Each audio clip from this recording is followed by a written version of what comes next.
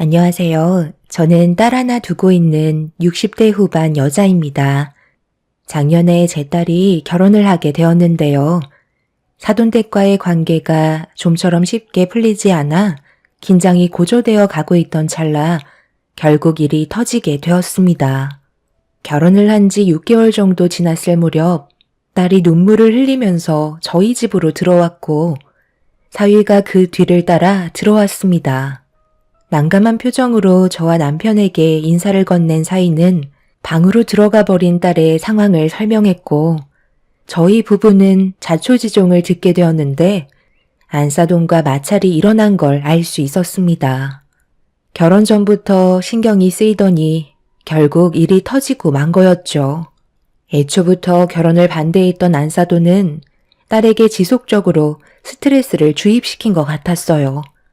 제가 모든 상황을 알 수 없으니 답답하기도 했고 처음으로 사돈댁의 반대가 앞으로의 결혼 생활을 힘들게 할지 모른다며 많은 고민을 했었지만 그래도 딸과 사이의 간절한 마음이 언젠가 사부인에게도 통할 줄 알았습니다.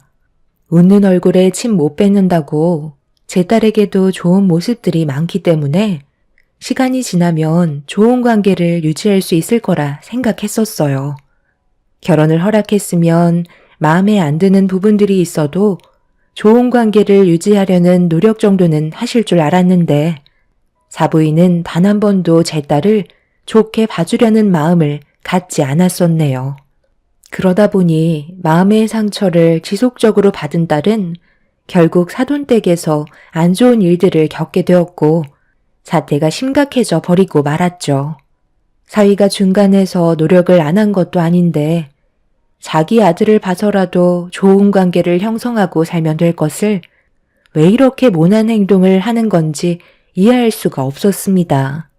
남편은 눈물을 흘리고 들어온 딸을 보고 마음이 너무 안 좋았는지 사돈댁과 연락을 취해 따로 만나서 대화 좀 해봐야겠다며 점점 흥분을 하기 시작했어요. 안 좋은 감정이 고조된 상태에서 만나봤자 서로 상처되는 말들만 주고받게 되면서 집안 싸움으로 크게 번지게 될 수도 있기 때문에 흥분한 남편을 진정시켰네요. 그날 사위와 꽤 오랜 기간 대화를 이어나갔어요. 해결 방법을 찾아 모든 걸 좋게 만들고 싶었죠. 사부인의 성격을 제일 잘 알고 있는 사위에게 어떻게 하면 사부인과 좋은 관계를 유지할 수 있을지에 대해 처음으로 대화를 나눈 것도 아니었어요. 그만큼 몇 번의 사건이 있었고 저도 반복되고 있는 이런 상황들이 답답했지만 계속 참으면서 사부인도 제 딸을 언젠가 좋아해 줄 거라 믿고 있었습니다. 사위도 사부인에게 안 좋은 말들을 꺼내면서 인연 끊겠다며 몇 번이나 얼굴을 붉힌 적이 있었지만 그때뿐이었어요. 참는 것도 한계가 있는 건데 지속적으로 상처를 받고 있는 딸을 보면 저도 속이 끓을 수밖에 없었네요. 한 번 사는 인생 서로 좋게 웃으면서 살아가면 좋은데 사부인은 그렇게 하지 못하는 게 참 안타까웠습니다. 결국 사위와 대화 나눈 것도 항상 똑같은 패턴이라 해결 방법을 찾기 위해 사부인을 따로 만나게 되었죠. 사돈께서 갑자기 왜 저를 보자고 하신 거죠? 그냥 전화 통화만 하셔도 되는데 굳이 얼굴 볼 필요 있었을까요? 요즘 집안 분위기가 좋지 않은 상황이라 좋은 쪽으로 해결할 수 있는 방법을 찾기 위해 좀 뵙자고 말씀드린 겁니다. 안 좋은 상황이요? 글쎄요. 저는 지금도 아주 잘 지내고 있는데요. 저와 관련이 있다고 생각하시는 건가요? 며칠 전에 제 딸이 집에까지 찾아와서 눈물을 흘린 적이 있었어요. 그런데 알고 보니 그날 사돈댁에 다녀온 길이더라고요. 똑같이 자식 키우는 입장에서 제 딸이 상처를 받고 저희 집에 찾아왔는데 부모인 제 속은 어떻겠나요?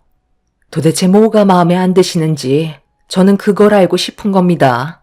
앞으로 건서방이랑 평생 함께 할 텐데 그럼 사부인과 한두 번 얼굴 볼 사이도 아닌 거잖아요. 뭐든 좋은 쪽으로 생각하면 이런 일도 없겠지만 제 딸이 마음에 안 드는 부분을 얘기해 주시고 해결 방법을 알려주신다면 서로가 좀 더 이해하고 웃으면서 세월을 보낼 수 있지 않을까요? 저도 그렇고 사돈도 적은 나이도 아닌데 이런 문제로 언제까지 얼굴 붉힐 수는 없는 노릇이잖아요.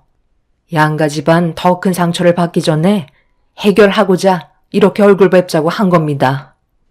무슨 말을 하시는지 대충 이해는 갑니다만 저는 며느리한테 딱히 안 좋은 감정은 없는데요. 그냥 본인이 많이 부족해서 그런가 보죠. 저는 대놓고 뭐라고 한 적도 없을 뿐더러 일부러 상처를 주려고 부려먹은 적도 없습니다. 그냥 아무것도 하지 않고 관심을 끄는 것뿐이죠. 애초부터 마음에 들지 않은 며느리감이 저희 집에 들어왔는데 제가 뭘 바라겠어요? 그래서 아예 관심을 끊어버린 건데 그게 잘못된 건가요? 오히려 며느리 꼴 보기 싫다고 잔소리 해대가면서 온갖 상처되는 말들을 퍼부으는 것보다 저는 이게 훨씬 낫다고 생각하는데요. 어쩔 때는 무관심이 좋을 때도 있는 거예요. 무관심이 더 큰 상처를 줄 수도 있는 거죠. 아예 며느리로 받아들이지 않겠다는 거니 신경조차 쓰지 않겠다는 거잖아요. 투명인간 취급하고 있는데 제 딸이 당연히 상처를 받겠죠. 사돈은 이런 관계 유지가 최선이라고 생각하시는 건가요? 저는 무관심이 답이라고 생각하고 행동하고 있는 겁니다. 쓸데없이 감정 소모하고 싶지도 않고 괜히 스트레스 받아서 혈압 올라가느니 아무것도 안 시키고 말도 안 걸고 제 아들만 챙기면 아무 일도 일어나지 않는데 굳이 마음에도 없는 정을 줄 필요는 없잖아요. 사돈께서도 지금까지 인생을 살아오시면서 만나왔던 사람들이 전부 마음에 들었던 적은 없잖아요. 그러니까 지금 사돈께서 하시는 말씀은 앞으로도 제 딸은 며느리로 인정해 줄 일은 조금 더 없다는 말씀이신 거죠? 같은 연배이시다 보니 눈치가 빠르시네요. 아시잖아요. 애초부터 며느리로 받아들이고 싶지 않았는데 제 아들이 좋다고 해서 어쩔 수 없이 결혼 허락한 겁니다. 아들을 위해서 그런 거지 며느리로 인정한 건 아니죠. 해결 방법을 찾으실 생각이면 미련 버리시는 게 좋겠네요. 저는 한 번 아닌 건 눈에 흙이 들어와도 아니거든요. 안사돈과 대화를 주고받으면서 해결 방법을 찾으려 했지만 좋은 관계를 유지하기는 힘들어 보였습니다. 아무것도 하지 못한 채 사돈을 돌려보낸다면 쳇바퀴 돌아가듯 똑같은 상황이 반복이 될 것 같아 그 자리에서 확실하게 제 의사를 밝히게 되었고 제 말을 듣고 있던 사돈의 얼굴은 점점 굳어지고 있었네요. 말이 끝나자마자 열을 올리기 시작했고 결국 안 좋은 대화를 주고받았습니다. 그래도 결혼을 했으면 기본적인 건 당연히 해야 되는 건데 그런 것들을 전부 다 생략하겠다는 건 저로선 받아들이기 힘듭니다. 왜 받아들이기가 힘드신지 모르겠네요. 어차피 투명인간 취급하는데 뭐하러 사돈댁에 들리나요? 차라리 아무것도 하지 않는 게 오히려 스트레스 덜 받는 일 아닌가요? 제 딸이 괜히 사돈댁에 들어가서 아무것도 하지 않고 서 있으면 계속 그걸 보게 될 텐데 얼마나 불편하고 싫으시겠어요. 대화조차 섞지 않으신다면서요. 그러니까 애초부터 사돈댁에 발을 들이지 않는 게 서로에게 좋다고 말씀드리는 거예요. 저도 집안 행사가 있어도 사이를 집으로 불러드리지 않을 테니 사돈께서도 어떠한 이유에서라도 제 딸과 사이를 집안으로 부르시는 일은 안 해주셨으면 좋겠어요. 그래야 양가 집안에 평화가 찾아올 것 같습니다. 어차피 며느리로 인정해주지 않는다면 굳이 사돈댁에 들어가 잡일을 도울 필요는 없죠.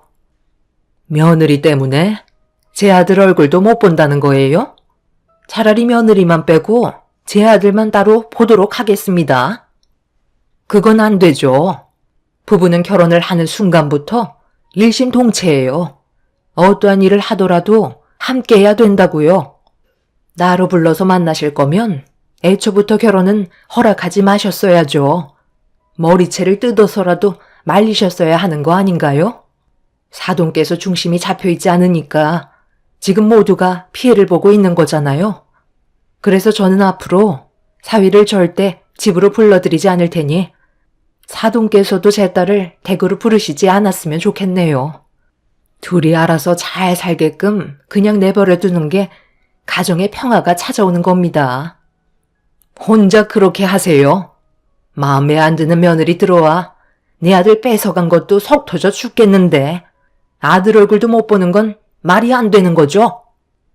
사돈과 얼굴을 붉히게 되자 대화의 질은 점점 안 좋아지기 시작했고 사돈은 더 이상 말이 안 통한다면서 제 말이 끝나지도 않았는데 자리에서 일어나 문을 박차고 나가 버렸네요. 저는 그 자리에서 바로 사위에게 전화를 걸어 방금 있었던 일에 대해 설명을 하며 당분간 제가 얘기한 대로 따라주길 부탁했고 사위는 고맙게도 제 말을 들어주었어요. 그날 이후 사위는 사돈댁에 찾아가지 않았어요. 각자 부모님의 집에 찾아가지 말라는 거지 제 딸의 신혼집에 가지 말라는 건 아니었기 때문에 미리 사위와 딸에게 연락을 취한 뒤 여러 가지 음식을 싸들고 잠깐 들리게 되었죠. 사위가 좋아하는 음식들 위주로 양손 가득 준비를 해서 현관문 앞에 도착을 했는데 초인종을 누르려는 순간 집안에 무슨 일이 일어났는지 꽤 큰 목소리로 누군가와 대화를 주고받고 있었습니다. 저는 급하게 초인종을 눌렀고 그 순간 잠깐의 정적이 흐르더니 현관문이 열렸습니다. 그리고 제 눈앞에 펼쳐진 광경은 입을 다물지 못할 정도였네요. 집안이 이게 다 뭐야? 왜 물건들이 전부 다 여기저기 난장판으로 되어 있는 거니? 사돈, 지금 여기서 뭐 하시는 거죠? 보면 몰라요. 애들 교육하고 있잖아요. 내가 잠깐 집에 들르라고 얘기했는데 감히 내 말을 무시해? 그래서 애들 집을 쑥대밭으로 만들어 버리신 거예요? 사돈께서 뭔가 상당히 착각하고 계신 것 같은데요. 애들은 지금 결혼을 했고 따로 살림을 차린 상황이라고요. 애들 사정도 생각해주고 사돈댁에 당분간 가지 않겠다는 말이 나왔으면 무엇이 잘못됐는지부터 생각을 하셔야지. 사돈의 말을 듣지 않았다고 여기까지 찾아와서는 이 난리를 치세요? 부모로서 창피하지도 않아요? 그런데 지금 제 딸에게 뭘 하신 거예요? 왜 머리가 헝클어져 있는 거죠? 설마 지금 제 딸 머리채 잡으신 건가요? 가정교육 제대로 못 받았으면 당연히 벌을 받아야죠. 그게 잘못된 건가요? 시애미가 당장 집으로 튀어오라고 했는데 오지 않겠다는 말을 조금도 고민하지 않고 입 밖으로 뱉어댔는데 제가 열불 안 나겠어요? 그동안 말을 안 하고 있으니까 시애미를 아주 개똥으로 보고 있었다고요. 그래서 버릇 좀 고쳐주려고 혼 좀 냈습니다. 며느리로 들어왔으면 내 딸이나 다름없는데 다 큰 어른이라도 잘못된 게 있으면 벌을 받아야죠. 저도 웬만해선 이렇게까지 하지 않으려 했는데 너무 개념이 없더라고요. 건서방, 이리 가까이 좀 와보게. 나도 웬만해서는 이렇게까지 하지 않으려 했는데 똑같이 자식 가진 입장이니 사돈도 아픔을 느껴봐야 하지 않겠나? 내 딸만 머리채를 잡히고 눈물을 흘려서야 되겠어? 미안하지만 자네 부모를 원망하게. 저는 안사돈이 보는 앞에서 사위의 뺨에 손을 올려 붙였어요. 그걸 본 사돈은 경악을 하며 저에게 정신 나간 여자처럼 달려들기 시작했고 사돈은 저를 절대로 가만두지 않겠다며 평생 동안 자기 자식 한 번도 손댄 적 없는데 제가 감히 손을 댔다고 동네가 떠나갈 정도로 난리를 쳐댔습니다. 저에게 뺨을 허용한 사위는 엄청난 목소리로 사돈에게 가만히 계시라며 화를 냈어요. 사위가 안사돈에게 화를 내자 순간적으로 경직된 상태에서 자기 아들을 바라보고 있는데 사위의 한마디에 사돈은 주저앉았네요. 부모가 잘못을 모르면 자식이 그 대가를 치러야 하지 않겠어요? 한쪽 뺨도 마저 때려주세요. 장모님 마음이 풀리실 때까지 허용해 드리겠습니다. 저도 이렇게까지 살고 싶지 않네요. 하루하루 너무 괴롭습니다. 저희 엄마 때문에 제가 사랑하는 사람들이 상처받는 건 더 이상 보고 싶지 않아요. 저희 엄마가 잘못을 모르면 자식이 대신 벌을 받아야죠. 그게 맞는다고 생각합니다. 그리고 오늘 이 시간 이후로 저는 엄마와의 인연을 끊어내도록 할 거예요. 이 말이 듣고 싶으셔서 이 난리를 치셨겠죠. 장모님께서 오늘 저희 집에 왜 찾아와 주신 줄 아세요? 엄마랑 따로 만나서 안 좋은 대화를 주고받았다는 걸 저에게 설명해 주셨는데 혹시라도 제가 상처받았을까봐 평소에 제가 좋아하는 음식들을 준비해서 먼 길을 달려오셨어요. 그런데 엄마는 당분간 서로 생각할 시간이 필요해서 가지 않겠다는 한마디 했다고 집안을 난장판으로 만들어요? 엄마가 무슨 잘못을 했는지 느끼지 못하신다면 당연히 아들인 제가 벌을 받아야죠. 엄마의 아들로서 부모님을 바른 길로 인도해 드려야 하는 것도 자식의 역할이니까요. 장모님, 이 모든 일들이 사이인 제가 부족해서 그러니 한 번만 용서해 주세요. 사위는 제 앞에 무릎을 꿇었고 사돈은 자기 아들이 무릎을 꿇었다는 거에 정신을 차리지 못했어요. 이런 와중에 사돈은 더 큰 분노를 표출하려고 자리에서 일어나 저에게 달려들었지만 사위가 중간에서 사돈을 막아선 뒤 팔을 잡고 현관문 밖으로 내쫓아 버렸네요.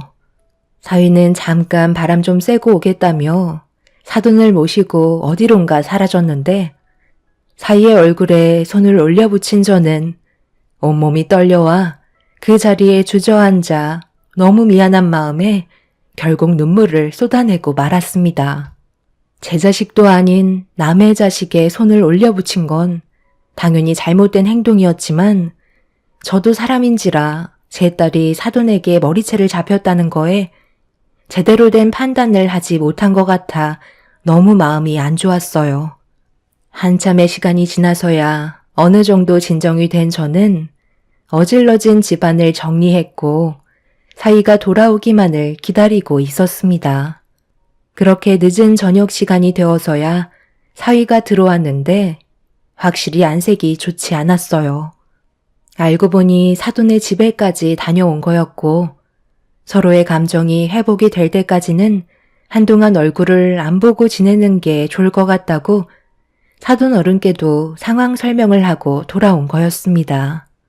저는 그날 사위의 손을 잡고 경솔한 판단으로 상처를 준 부분에 대해 너무 미안하다며 또다시 눈물을 쏟아내고 말았어요.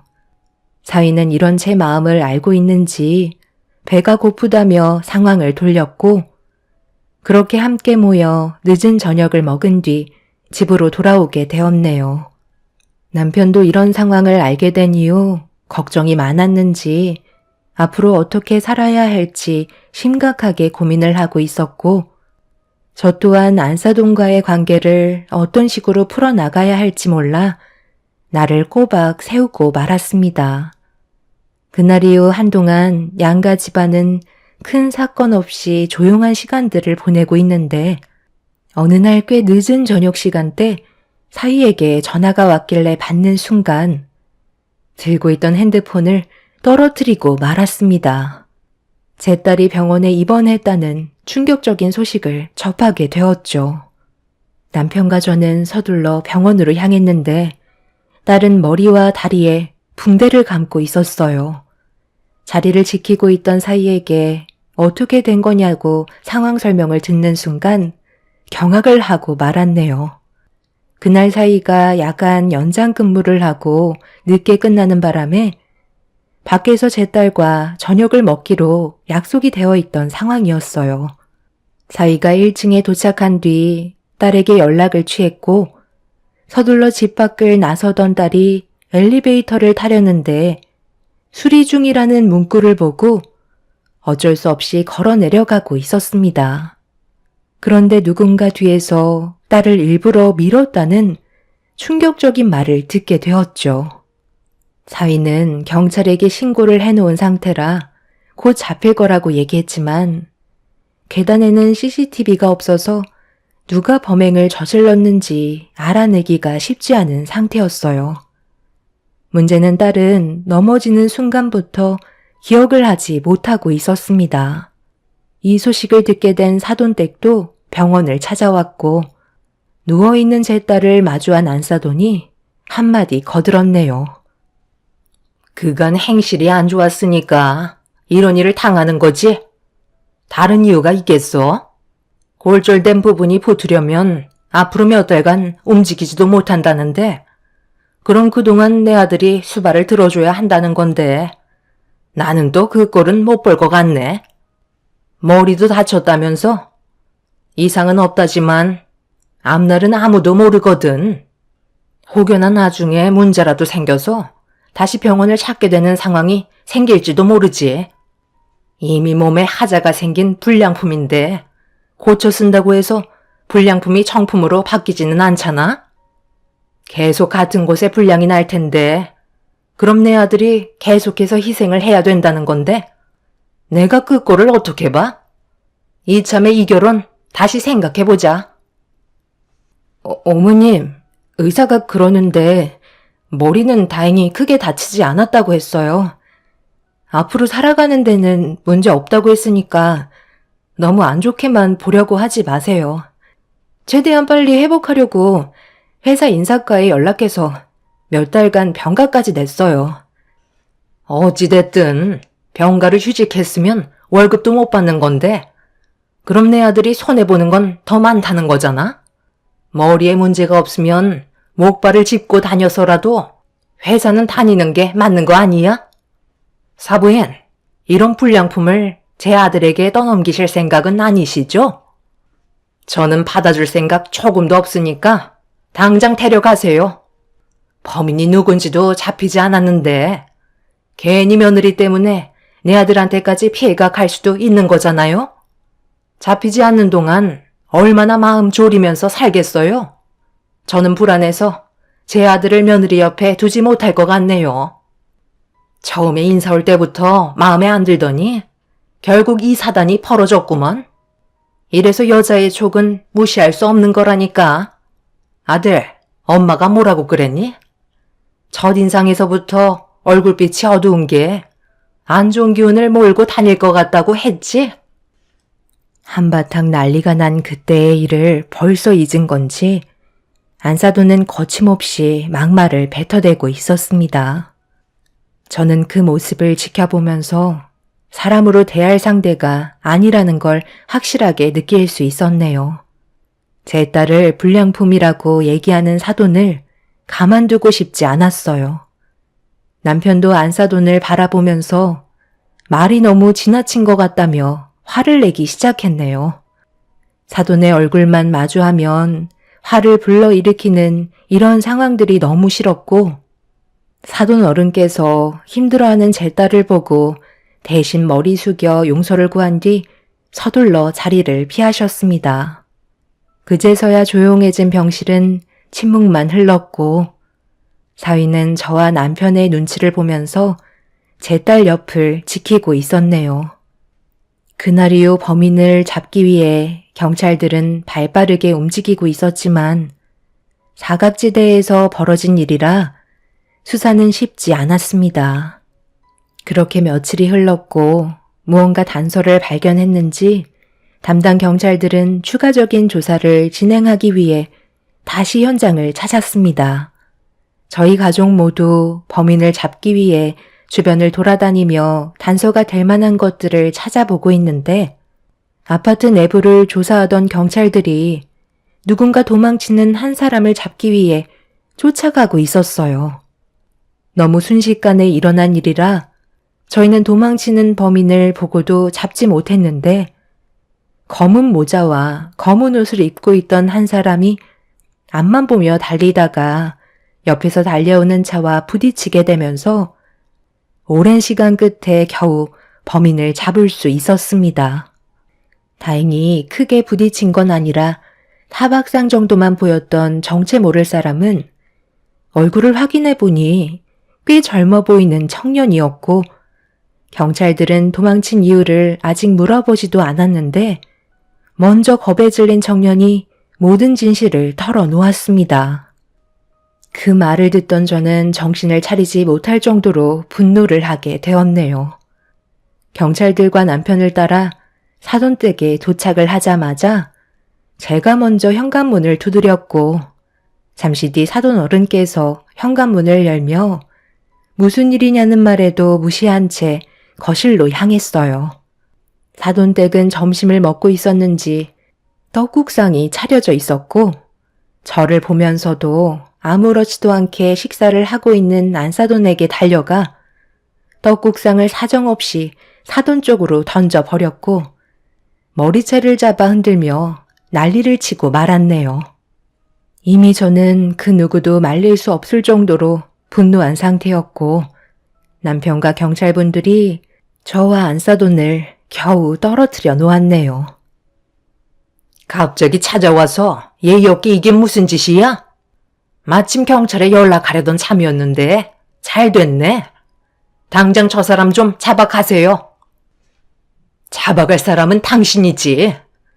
어떻게 내 딸에게 그런 끔찍한 일을 저지를 수가 있는 거야? 그쪽이 사주했다며? 청년에게 돈을 주고 시켰다면서? 그쪽이 아파트에 직접 들어와서 내 딸에게 해코지하면 발각될 게 뻔하니까 아파트에 사는 청년에게 꽤 많은 돈을 주고 시킨 거라고 전부 다 들었다고. 더군다나 그 청년이 엘리베이터 수리기사라 이용해 먹기 딱 좋았겠지. 어떻게 사람의 탈을 쓰고 그런 끔찍한 일을 저지를 계획을 세운 거야? 당신이 그러고도 사람이야? 내가 절대 가만두지 않을 거라고. 그러게 내가 뭐라고 그랬어? 앞으로 조심하는 게 좋을 거라고 했잖아. 감히 내 아들에게 손을 올려붙여? 그러고도 무사할 줄 알았어? 세상 떠났어야 했는데 너무 아쉽네. 일 처리만 깔끔하게 됐어도 후회는 없었을 텐데. 그 엘리베이터 기사가 생각보다 좀 맹한 것 같더라고. 그러니까 나를 왜 건드려? 사람 봐가면서 행동해야지. 내가 이번 일로 끝날 것 같아? 콩밥 먹고 나오면 그때 다시 한번 보자고. 나는 이미 붙잡힐 걸 각오하고 계획한 사람이야. 안사돈은 이미 사람이 아니었어요. 정상적인 모습은 전혀 찾아볼 수 없었고 이 소식을 듣게 된 사이는 급하게 사돈댁에 도착해선 경찰분들에게 붙잡혀가는 사돈의 모습을 보며 상당한 충격에 빠졌는지 입을 다물지 못하고 있었습니다. 사돈은 자기 아들에게 나중에 다시 얘기하자면서 꼭 면회를 오라고 아무렇지 않은 듯 오히려 떳떳해하는 모습을 보여주고 있었네요. 예전에 안사돈이 신혼집에 들어가기 전에 엘리베이터를 수리하고 있던 기사와 마주친 적이 있었는데 그때부터 이미 다른 생각을 가지고 있었어요. 미리 명함을 받은 뒤 따로 약속을 잡아 꽤 많은 돈을 건네주었고 기회가 될 때 범행을 저지르라는 말을 하게 되었던 거죠. 확실하게 상황이 마무리되면 추가적인 금액을 더 주겠다는 말에 엘리베이터 기사는 절대 넘어가선 안 될 게임에 넘어가게 된 거였네요. 두 사람 모두 법적으로 처벌을 받게 되었지만 이런 문제로 인해 제 딸이 받은 정신적인 충격은 아직까지 회복이 되지 않고 있는 상태입니다. 문제는 사돈이 아직까지 자기가 뭘 잘못했는지 전혀 받아들이지 않고 있네요. 이 사실을 전부 알게 된 사돈 어른은 사위와 제 딸의 안전을 위해 관계를 정리했지만 5년의 징역을 받은 그 사람이 나중에 다시 세상 밖으로 나온다는 게 더 큰 문제이네요. 그 전에 저희 가족에게 피해가 가지 않게 다른 방법을 생각하고 있습니다. 두 번 다시 마주치지 않길 바랄 뿐이네요. 그 사람이 저지른 잘못에 대해 나중에 전부 다 되돌려 받았으면 좋겠습니다. 제 사연을 들어주신 분들, 오늘 하루도 평안하신가요? 여러분들의 삶에 언제나 웃음이 가득하시고 가족 간의 관계에 끊임없는 행복이 함께 하시길 바랍니다. 감사합니다. 안녕하세요. 저는 초등학교 자녀를 키우고 있는 30대 주부입니다. 아이를 키우는 분들이라면 자녀 양육에 있어서 중요한 기준이 되는 것이 하나쯤은 있으실 거라 생각을 하는데요. 저는 무엇보다 중요하게 생각하는 것이 바로 거짓말을 하지 않는 것이랍니다. 살면서 거짓말을 전혀 안 한다는 것은 말도 안 되지만 고의적으로 남에게 피해를 주기 위해서 하는 거짓말은 용서할 수 없는 행동이라 이야기를 하고 있어요. 이런 다짐을 하게 된 이유가 있었는데요. 기가 막힌 저의 사연 한번 들어보시겠어요? 저는 사실 결혼 생각이 전혀 없었던 사람이었어요. 집안 사정이 좋지 않았었거든요. 매번 싸웠던 부모님의 지긋지긋한 가난과 줄줄이 딸려있던 동생들까지 저에게는 정말 버거운 삶이었습니다. 부모님은 맞이인 제가 동생들을 다 돌보길 바라셨어요. 일을 하러 나가시면 어린 제가 아이들을 챙겨서 학교에 갔고 집에 돌아온 후에도 오지 않은 부모님을 기다리며 저녁을 챙겨 먹이기도 했죠. 그렇게 유년기를 보내고 성인이 되고 나서는 겨우겨우 학교에 들어가게 되었어요. 대학에 입학을 하고 나서도 저는 아르바이트를 해야만 했습니다. 아르바이트를 하다가 만나게 된 것이 지금의 남편이에요. 남편은 저의 그런 딱한 사정을 모두 알고 많은 편의를 봐주었어요. 저 역시 남편을 위해서 더욱 열심히 일을 했죠. 그러다 보니 저희 두 사람은 서로에게 감정이 생기게 되었어요. 연애를 하다가 저희는 혼전 임신으로 결혼을 준비하게 되었습니다. 당연히 시댁 식구들은 저를 좋아하지 않았어요. 어디 착한 남자 꼬셔서 결혼하려고 했나 본데 나는 네가 임신했다고 해도 허락해 줄 수 없다, 이 결혼. 이제야 겨우 자리 잡으려고 하는 애를 꼬셔서 임신을 했다고? 당장 지우고 이 결혼 물러라. 엄마, 저 소은이랑 결혼하고 싶어요. 제발 허락해 주세요. 소은이 아니었으면 지금 가게도 제대로 운영하지 못했어요. 누구보다 제 옆에 필요한 사람은 소은이에요. 결혼하기 전에 임신을 하게 되었지만 임신을 하지 않았더라도 저흰 결혼했을 거예요. 지훈아, 너 저런 애들이 한둘인 줄 아니? 네가 사장이니까 그래서 너한테 붙은 거야. 네가 너무 순진해서 그래. 이렇게 결혼해서 고생만 한 애들이 한두 명이 아니라니까. 너 어디 한번 얘기해봐라. 네가 결혼해서 뭘 해올 수 있니? 예단이나 뭐 그런 건 할 수 있겠어? 아, 어머님 죄송해요.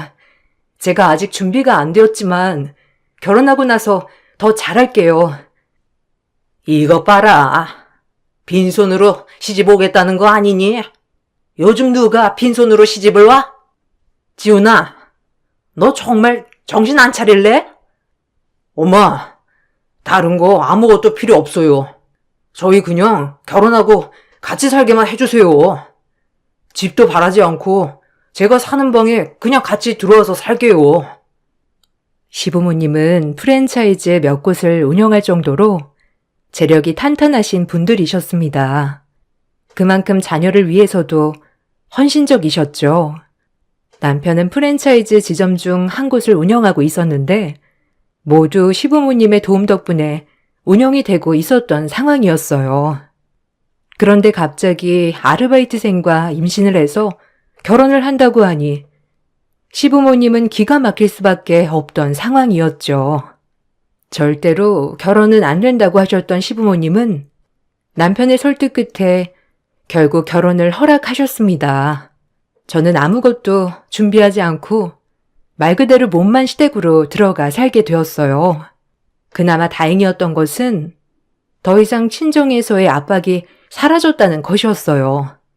제가 결혼을 하면서 친정 부모님도 무언가 깨달으신 게 많으신지 항상 미안하다는 말을 하셨죠. 소은아, 미안하다. 결혼하는데 제대로 된 예단 한번 준비해주지 못하고 시댁에 들어가 사는 걸 허락할 수밖에 없어서 미안하구나. 엄마, 괜찮아. 시부모님도 서운해서 그러신 거지. 너무 걱정하지 마.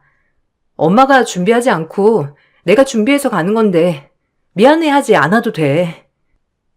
우리 딸, 집에서는 마지로 동생들을 엄마 대신 돌보느라 고생이었는데 이제는 시집살이로 고생할까 너무 미안해서 그래. 난 엄마 아빠만 사이좋게 행복하게 잘 사시면 그걸로 행복해. 항상 나에게만 바라는 것이 많았던 친정 부모님도 제가 결혼을 하고 나서는 미안하다는 말을 자주 하셨어요. 전혀 예상하지 못했던 친정 부모님의 태도에 그동안의 고생을 알아준 것 같아서 다행이라는 생각도 들었지만 결혼을 하면서 내가 겪을 일들은 더욱 예상하지 못했습니다. 결혼을 하고 나서 저는 시댁에 들어가 생활을 했어요. 시댁에는 시부모님뿐만 아니라 이혼을 한 시누이도 같이 살고 있었어요. 시누이는 어릴 적에 사고를 쳐 중학생 딸이 있었습니다. 결혼을 하고 나서 시댁 식구들은 남편 앞에서는 저에게 함부로 하지는 않았어요. 남편도 결혼을 하면서 저를 가족으로 대해달라고 당부를 했기 때문에 가족들은 남편 앞에서만이라도 조심해 주었습니다. 그렇지만 남편이 없는 날에는 저에게 대하는 태도가 확 변했죠. 야, 너 오늘 집 대청소 좀 해라. 아침에 보니까 너 지훈이 일하러 가는데 밥도 안 챙겨주더라. 아내면 아침밥은 챙겨줘야 하는 거 아니니? 이런 기본도 너네 엄마한테 배워오지 않았어? 아침밥은 신랑이 안 먹는다고 해서 못 챙겨줬어요. 지훈이가 아침밥을 안 먹는다고 안 챙겨주는 거니? 아침밥을 먹게 해줘야지.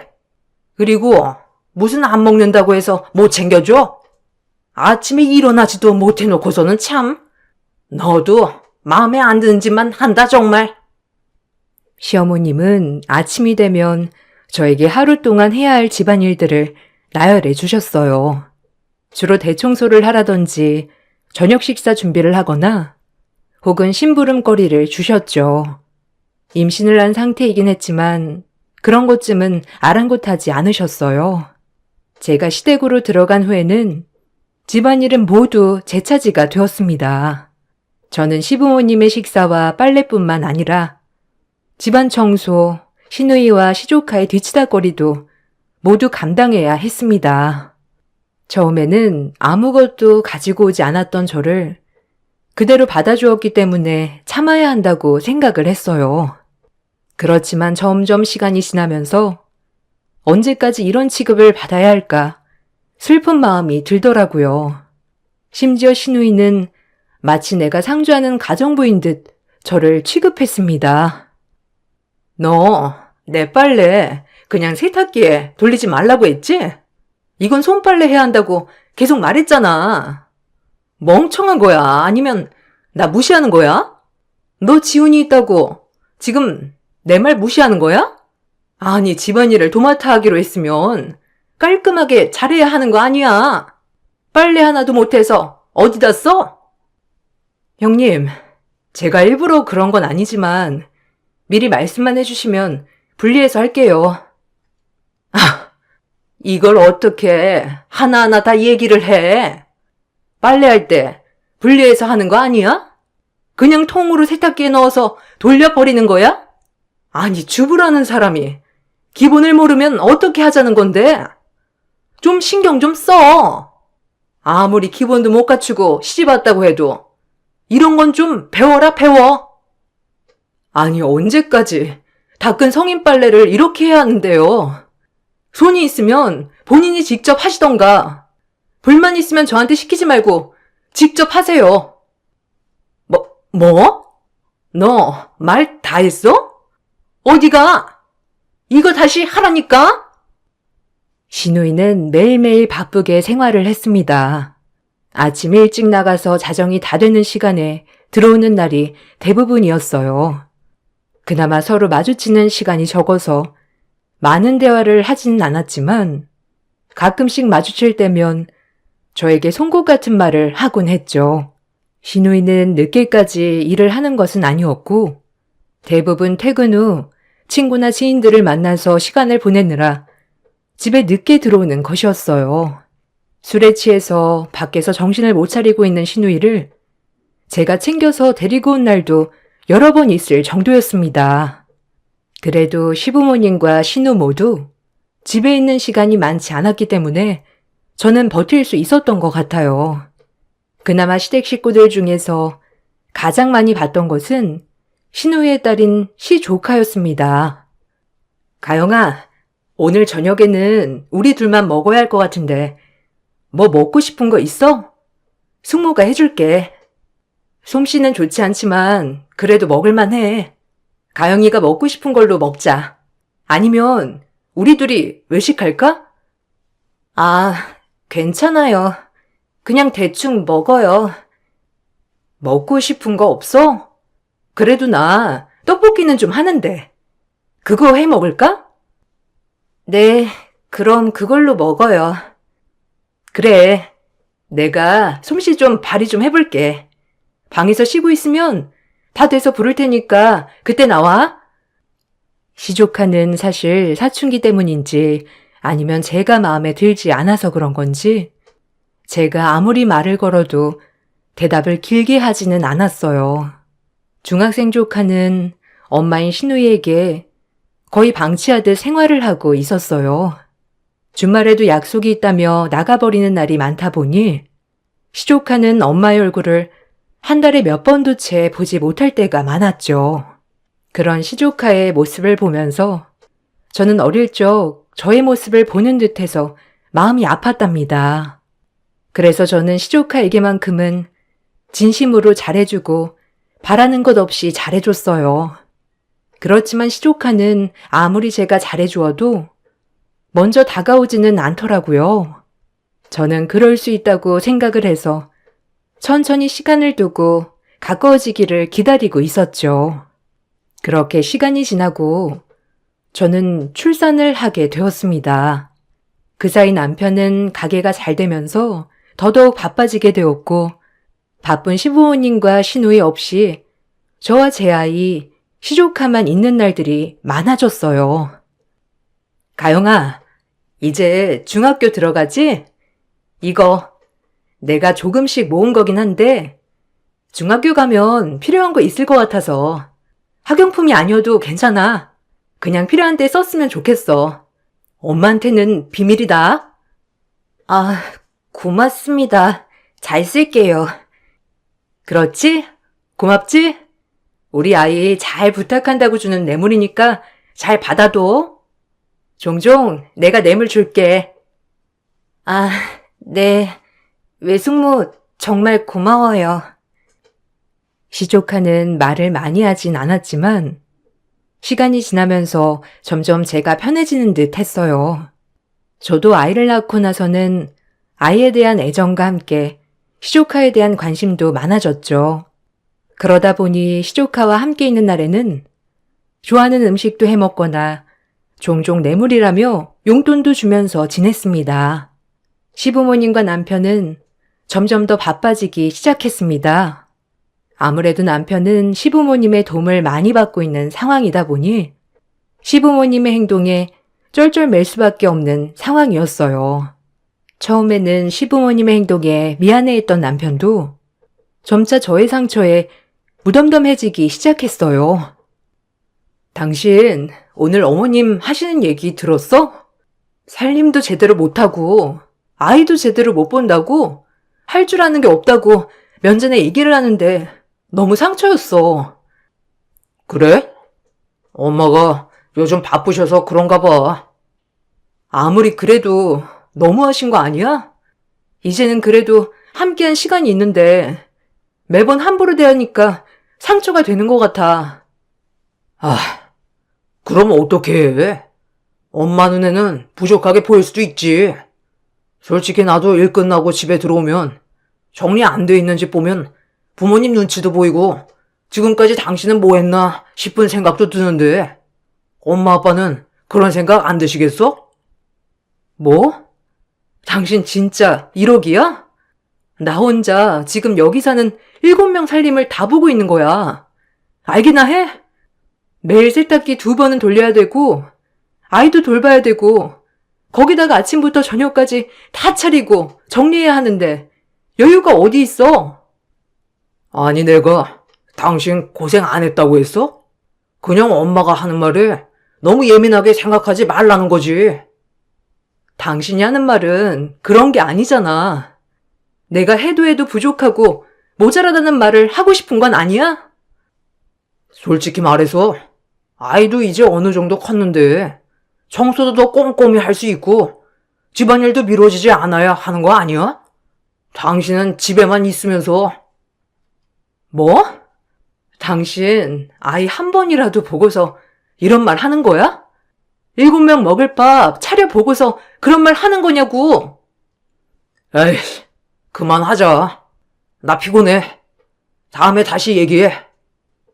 남편과의 갈등도 점점 심해지기 시작했어요.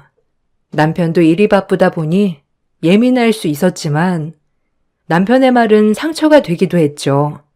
처음에는 시부모님의 행동이나 언행에 대해서 중간에서 잘 막아주었던 남편이 점점 시부모님 편을 들기 시작하자 시부모님은 대놓고 저를 무시하기 시작했어요. 야, 너는 살림을 어떻게 하는 거니? 어떻게 된 게 1년, 2년이 지날수록 더 못하는 거야? 지금 시위하는 거니? 네? 아니요, 어머님. 어떤 것 때문에 그러세요? 아니, 식재료를 이렇게 보관하는 애가 어디 있어? 이렇게 보관했다가 상하면 네가 다 먹을 거야? 아니, 돈 벌어오는 사람 따로 있고 쓰는 사람 따로 있다는 말이 바로 여기 있네. 이렇게 하면서 식재료 낭비하고 그러면서 생활비 두둑히 받고 그러는 건가? 아, 이건요, 어머님. 오늘 저녁에 먹을 거라서 잠깐 놔둔 거예요. 저녁 재료 미리 손질해 둔 건데.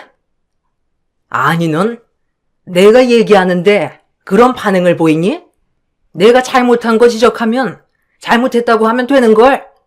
이제는 내가 만만하다 이거야? 아니, 만만한 게 아니고요, 어머님. 왜 이렇게 해두었는지 설명한 거예요. 이것 봐라. 너는 끝까지 네가 잘못한 거 없다고만 하잖니? 내가 너랑 뭔 말을 하겠어? 말이 통할 거라 생각한 내 잘못이다. 시어머님은 종종 살림 검사를 하셨어요. 그러다가 마음에 들지 않는 부분이 있으면 바로 폭언을 날렸죠. 저는 그렇다고 해서 다 듣고만 있었던 것은 아니지만 조금이라도 제가 항변에 얘기를 할라치면 시어머니는 더 분노해 화를 내셨답니다.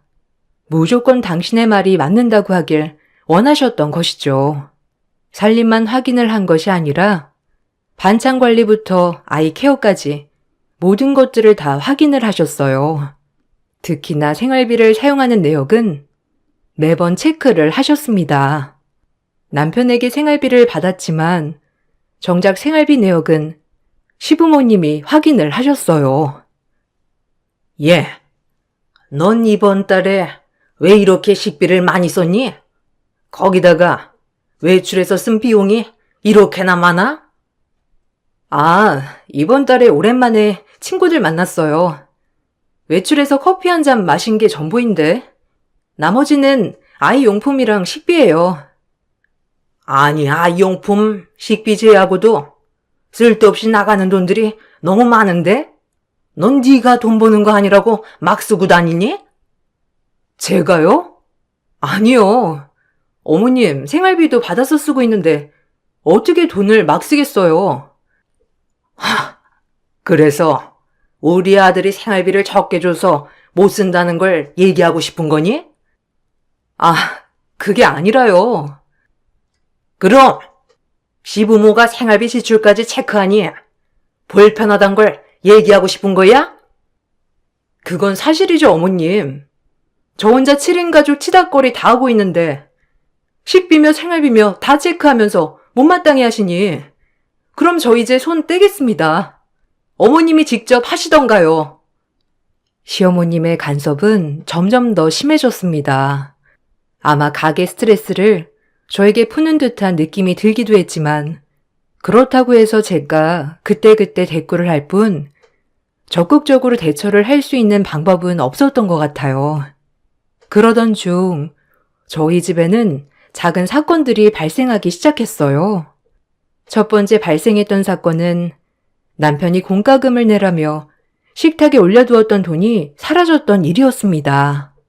남편은 회식을 하고 돌아오면서 우편함에 있던 공과금 지로를 현금과 함께 식탁 위에 올려두었다고 해요. 다음날 일어나 보니 이게 감쪽같이 사라졌던 것이죠.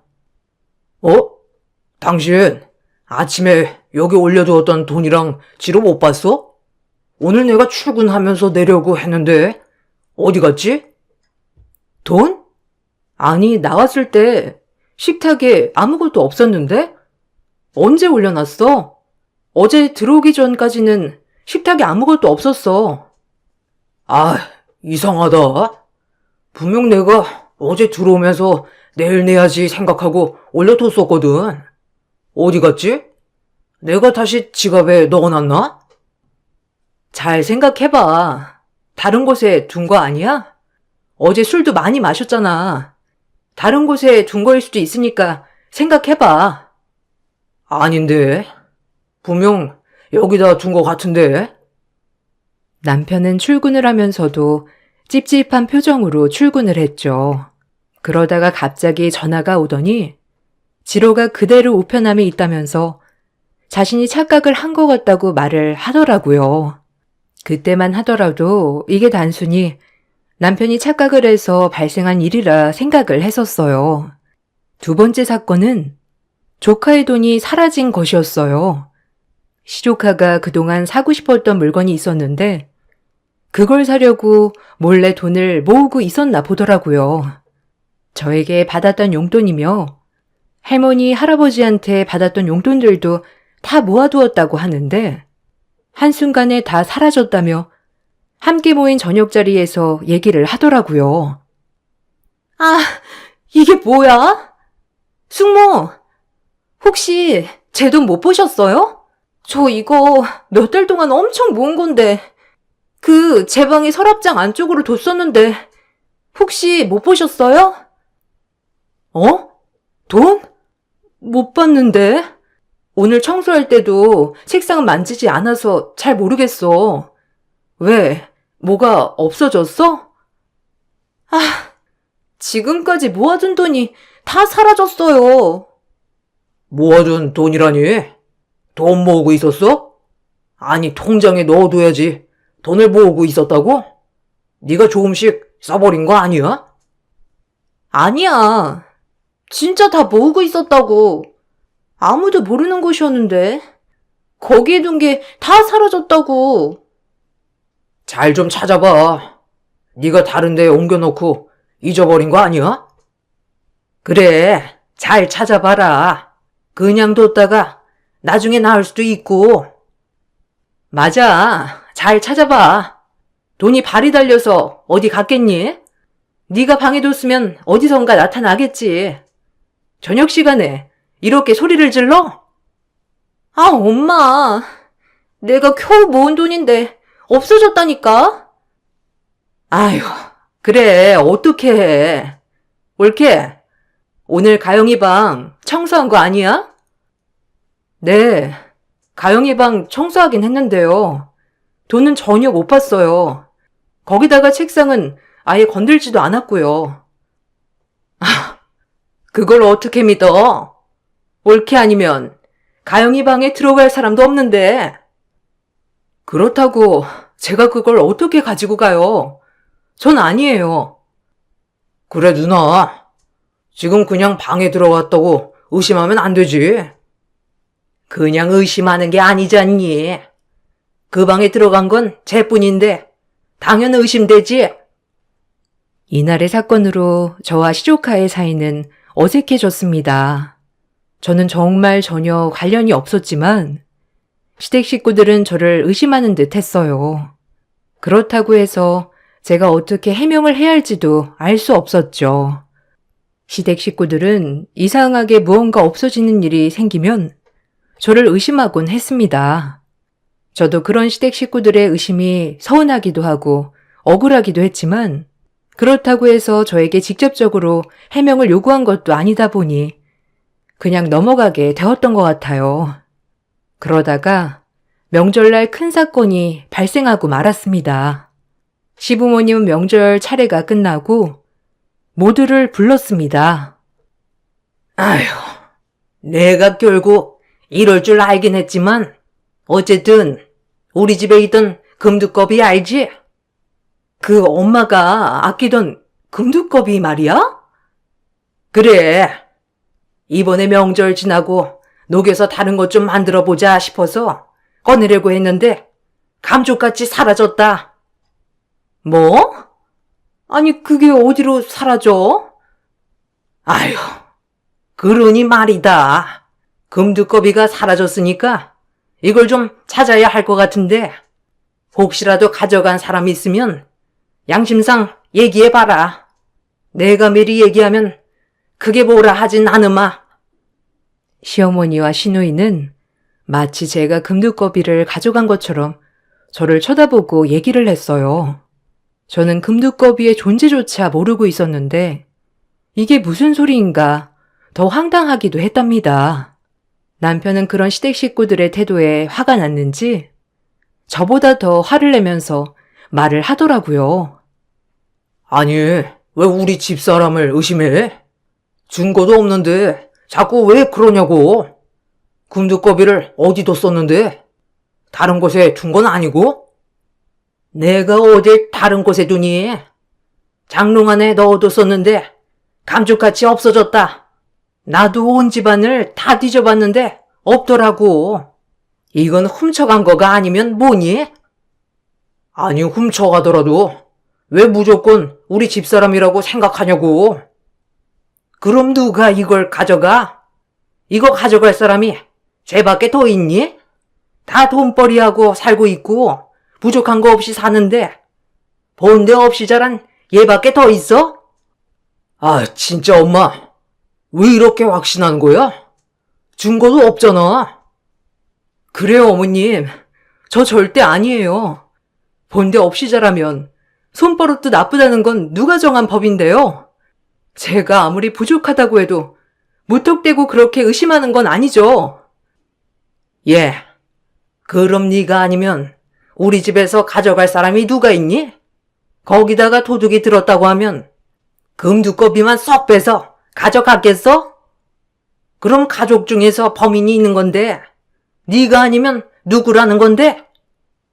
어머님, 그 말 책임질 수 있으세요? 제가 아니면 어쩌실 건데요? 제가 아니면 분가할 테니 그런 줄 아세요. 원래 훔친 사람은 자기가 아니라고 하는 법이야.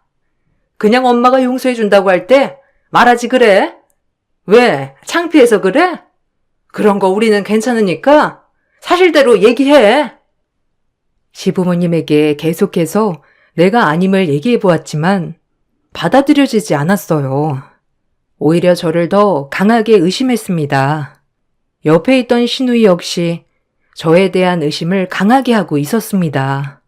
그러던 중 갑자기 조카가 나와 이야기를 하더라고요. 제가 가지고 있는 영상이 있는데 이거 보시는 게 좋을 것 같아요. 영상? 무슨 영상?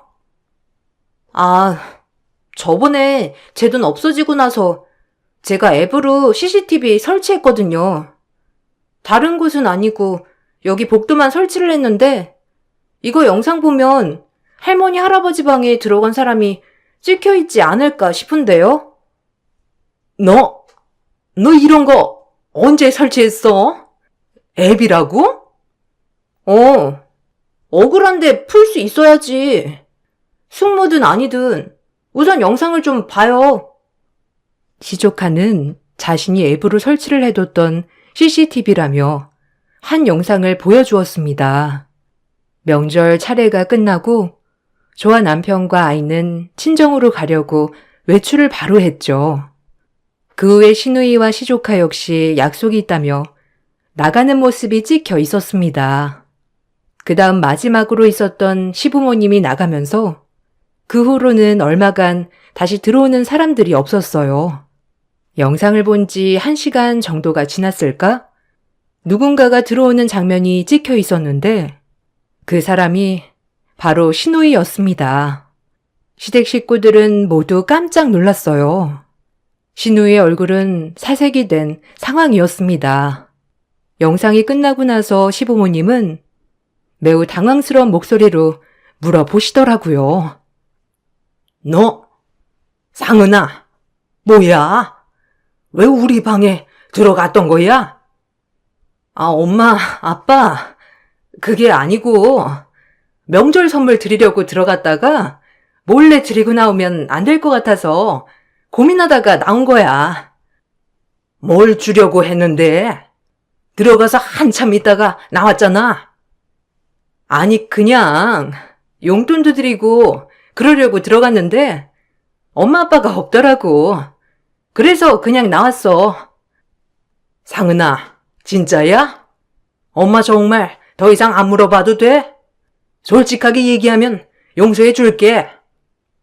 누나, 무슨 용돈이야? 명절 전날에도 나한테 돈 좀 빌려줄 수 있냐고 그랬잖아. 아니, 미안해, 엄마. 내가 그러려고 그런 건 아닌데. 신우이는 시부모님에게 눈물을 쏟으며 이야기를 했어요.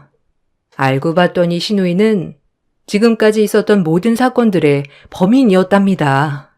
신우이는 그동안 일을 하며 모은 돈들을 다 사용하고 있었어요.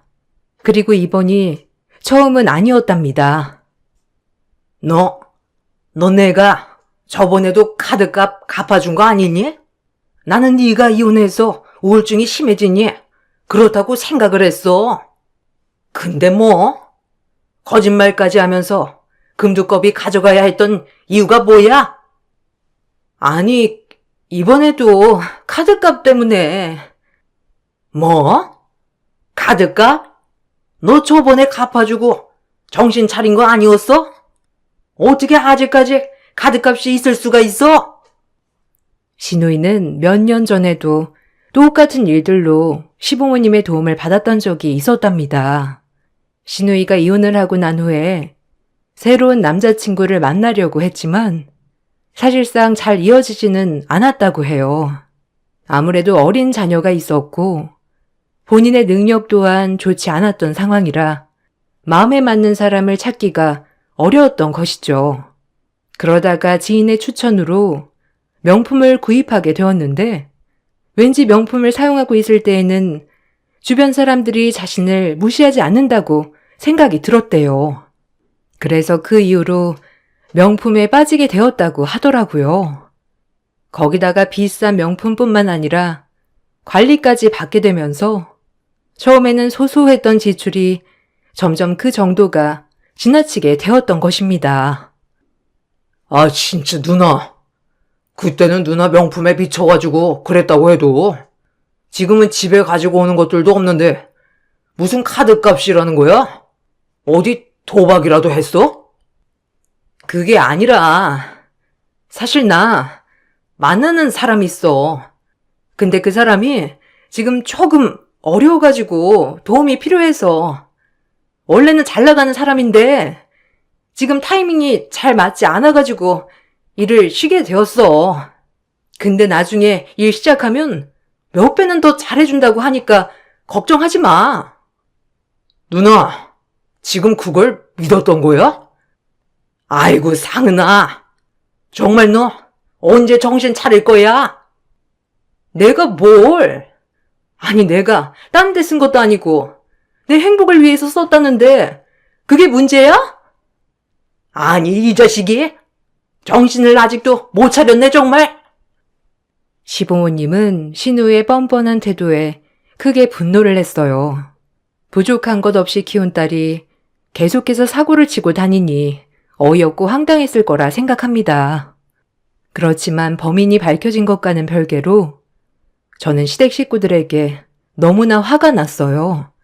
지금껏 모든 사건들의 범인을 은근히 저라고 생각을 하셨기 때문에 저는 기분이 너무나 나빴답니다. 그래도 시댁 식구들은 저에게 사과조차 하지 않았어요. 전 그것도 모르고 계속 이렇게 의심을 받아왔던 거네요? 무슨 소리야? 이번 건만 내가 한 거고 나머지는 나도 몰라. 네? 그럼 제가 했다는 소리예요? 정말 낯짝도 두껍지. 그걸 지금 믿으라고 한 소리예요? 한 번이 어렵지 두 번이 어렵겠냐고요. 그럼 나 이번에만 그런 거고 전에는 그런 적 없어. 엄마, 진짜 엄마 거짓말 하지 마. 나 CCTV 내 방에도 달아놨어. 이미 엄마 다 찍혔다고. 엄마 진짜 너무 실망이다. 시조카는 그때 이후로 자신의 방에도 CCTV를 설치해 놓았다고 했어요. 그 후로도 신우이는 돈의 행방을 알기 위해서 여러 번 몰래 시조카의 방에 들어갔었죠. 시조카는 이런 엄마의 태도에 너무나 화가 났지만 어떻게 해야 할지 몰랐다고 해요. 그러다가 이번 금두꺼비 사건으로 제가 억울하게 의심을 받는 것을 보고 밝히기로 했다고 얘기를 했죠. 결국 이 사건을 계기로 남편은 분가를 하겠다고 선언을 했어요. 저도 그렇지만 정말 너무들 하시네요. 저희 안사람 그렇게 나쁜 사람 아니잖아요. 근데 어떻게 당연하듯이 의심을 해요? 미안하다. 미안하다, 소나. 아니요, 엄마. 이번에는 저희 분가할게요. 이렇게 자꾸 마주치는 것도 힘들 것 같고요. 아니야, 분가라니. 앞으로 며느리 없으면 이 7인 가족 살림 누가 하라고? 미안하다, 미안해. 그러니 분가는 다시 생각해봐라, 어? 그렇죠. 어머님은 저랑 같이 사는 이유가 살림 때문이잖아요. 그동안 저한테 도둑 취급해 놓으시곤 이제 와서 살림 때문에 다시 생각해 보라고요? 말이 되는 소리를 하세요. 저는 여기 파출부로서 생각을 하셨었는데 파출부 이제 그만두겠습니다. 아유, 소나. 제발 다시 생각해봐. 시부모님은 남편의 분가 통보에 미안하다고 얘기를 했지만 남편은 어떻게든 분가를 해야 되겠다며 강하게 밀어붙였어요. 나중에 시조카와 얘기를 해보니 그동안 엄마 대신에 자신을 살뜰하게 챙겨준 것에 대해서 고마웠다고 하더라고요. 숙모, 그동안 정말 고마웠어요. 사실 계속 얘기하고 싶었는데 언제 어떻게 얘기해야 할지도 몰라서 숙모만큼 저를 챙겨주셨던 분은 없었어요. 엄마도 저한테 관심도 없었는데 숙모만 제가 언제 집에 오고 나가는지 챙겨주시고 밥은 먹었는지 아프진 않는지 물어봐 주셨잖아요. 엄마는 사실 제가 밥을 먹었든 말았든 신경도 안 썼거든요. 체해서 하루 종일 속이 더부룩해 밥도 못 먹었을 때에도 엄마는 다이어트 하냐며 비웃었고 숙모는 제가 혹시나 힘들까 입맛이 없는지 먹고 싶은 건 없는지 챙겨주셨어요. 숙모는 제 엄마나 다름없어요. 그랬구나. 고마워. 이렇게 얘기해줘서. 그래도 내 마음을 알아주니 기쁘네. 숙모, 분가 안 하시면 안 돼요? 저는 숙모랑 같이 살고 싶은데. 그렇지. 나도 가영이랑 같이 살고 싶은데 숙모도 이번에는 안 될 것 같아. 그래도 가영이는 자주 볼 수 있으니까 걱정하지 마. 시조카는 나에게 고마움을 얘기했습니다. 남편 역시 그동안의 상황에서 자신이 외면해 온 것이 미안했다며 말을 하더라고요. 분가 후 저희 세 가족은 행복하게 잘 지내고 있어요. 가끔씩 시조카를 데리고 와서 며칠을 보내기도 한답니다. 신우이는 결국 빚 때문에 가지고 있던 값나가는 물건들은 모두 처분해야 했대요. 거기다가 시부모님이 모든 수입 관리를 하시게 되었다고 해요. 저희가 분가를 하게 되면서 모든 살림은 시모가 도맡아 하게 되었다고 하는데요. 종종 손목이 아프다, 발목이 아프다며 연락이 오곤 하신답니다. 아무래도 식구들 살림을 하는 게 쉬운 일은 아니다 보니 계속해서 저에게 집으로 들어오라고 재촉을 하시기도 하지만 시댁 식구들에게 질려버린 저는 용서할 마음이 없기 때문에 다시 합가하는 일은 절대 없을 것 같습니다. 제 정신건강을 위해서라도 조금씩 그때의 사건을 잊어보려고 노력하고 있답니다. 긴 글을 읽어주셔서 감사합니다. 안녕하세요. 저는 10대 소녀를 자녀로 둔 평범한 40대 워킹맘입니다. 어려선 이것저것 하고 싶었던 것도 많고 꿈도 많았던 것 같은데 이제는 가정에 내조하며 착실하게 아이를 키우며 회사를 다니는 워킹맘입니다. 남편을 만나기 전까지 어린 나이에 우여곡절을 많이 겪었는데요. 아버지가 일찍 돌아가신 탓에 엄마와 동생 저 그렇게 셋이 힘들게 사는 나날이었죠. 공부가 재밌어서 소질이 있나 싶었지만 형편상 할 수 없었습니다. 저보다도 동생이 조금 더 공부에 흥미가 많았기에 고등학교를 졸업하자마자 엄마와 함께 동생 뒷바라지를 했어요. 다행히 동생은 저희가 바라던 대학에 입학을 하였고 저와 엄마는 그 누구보다도 축하해 주었습니다. 마음 한편엔 나도 대학교를 가고 싶다는 마음이 들끓었지만 어쩔 수 없었어요. 미안해 언니.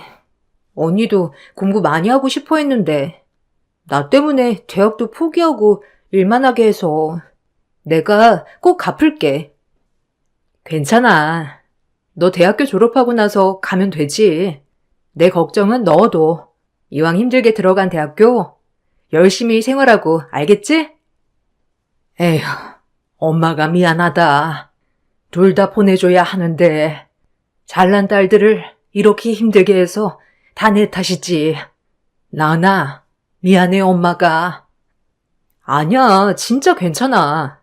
엄마, 난 주은이가 졸업하고 가면 된다니까. 남들보다 조금 늦게 가는 거지 뭐.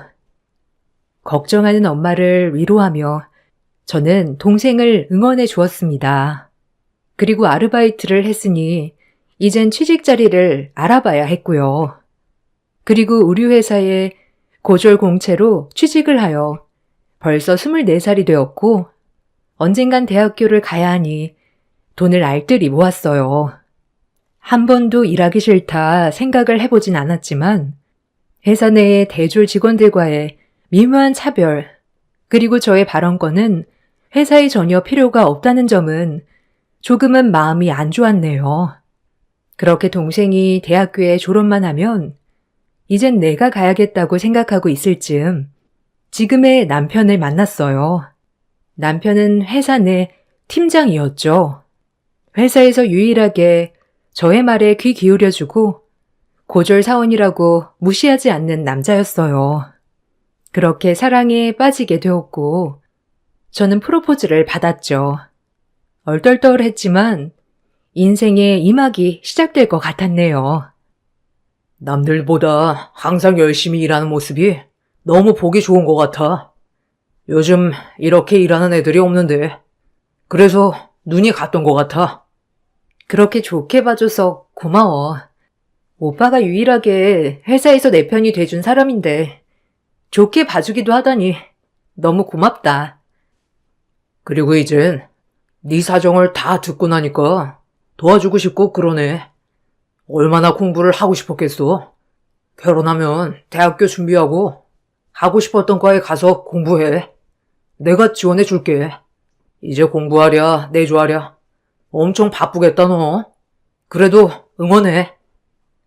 항상 제가 열심히 아등바등 살아야 동생 용돈에 한 달 생활비가 되었는데 아무것도 바라지 않고 저를 지원해준다는 눈앞에 이 사람이 너무 좋았죠.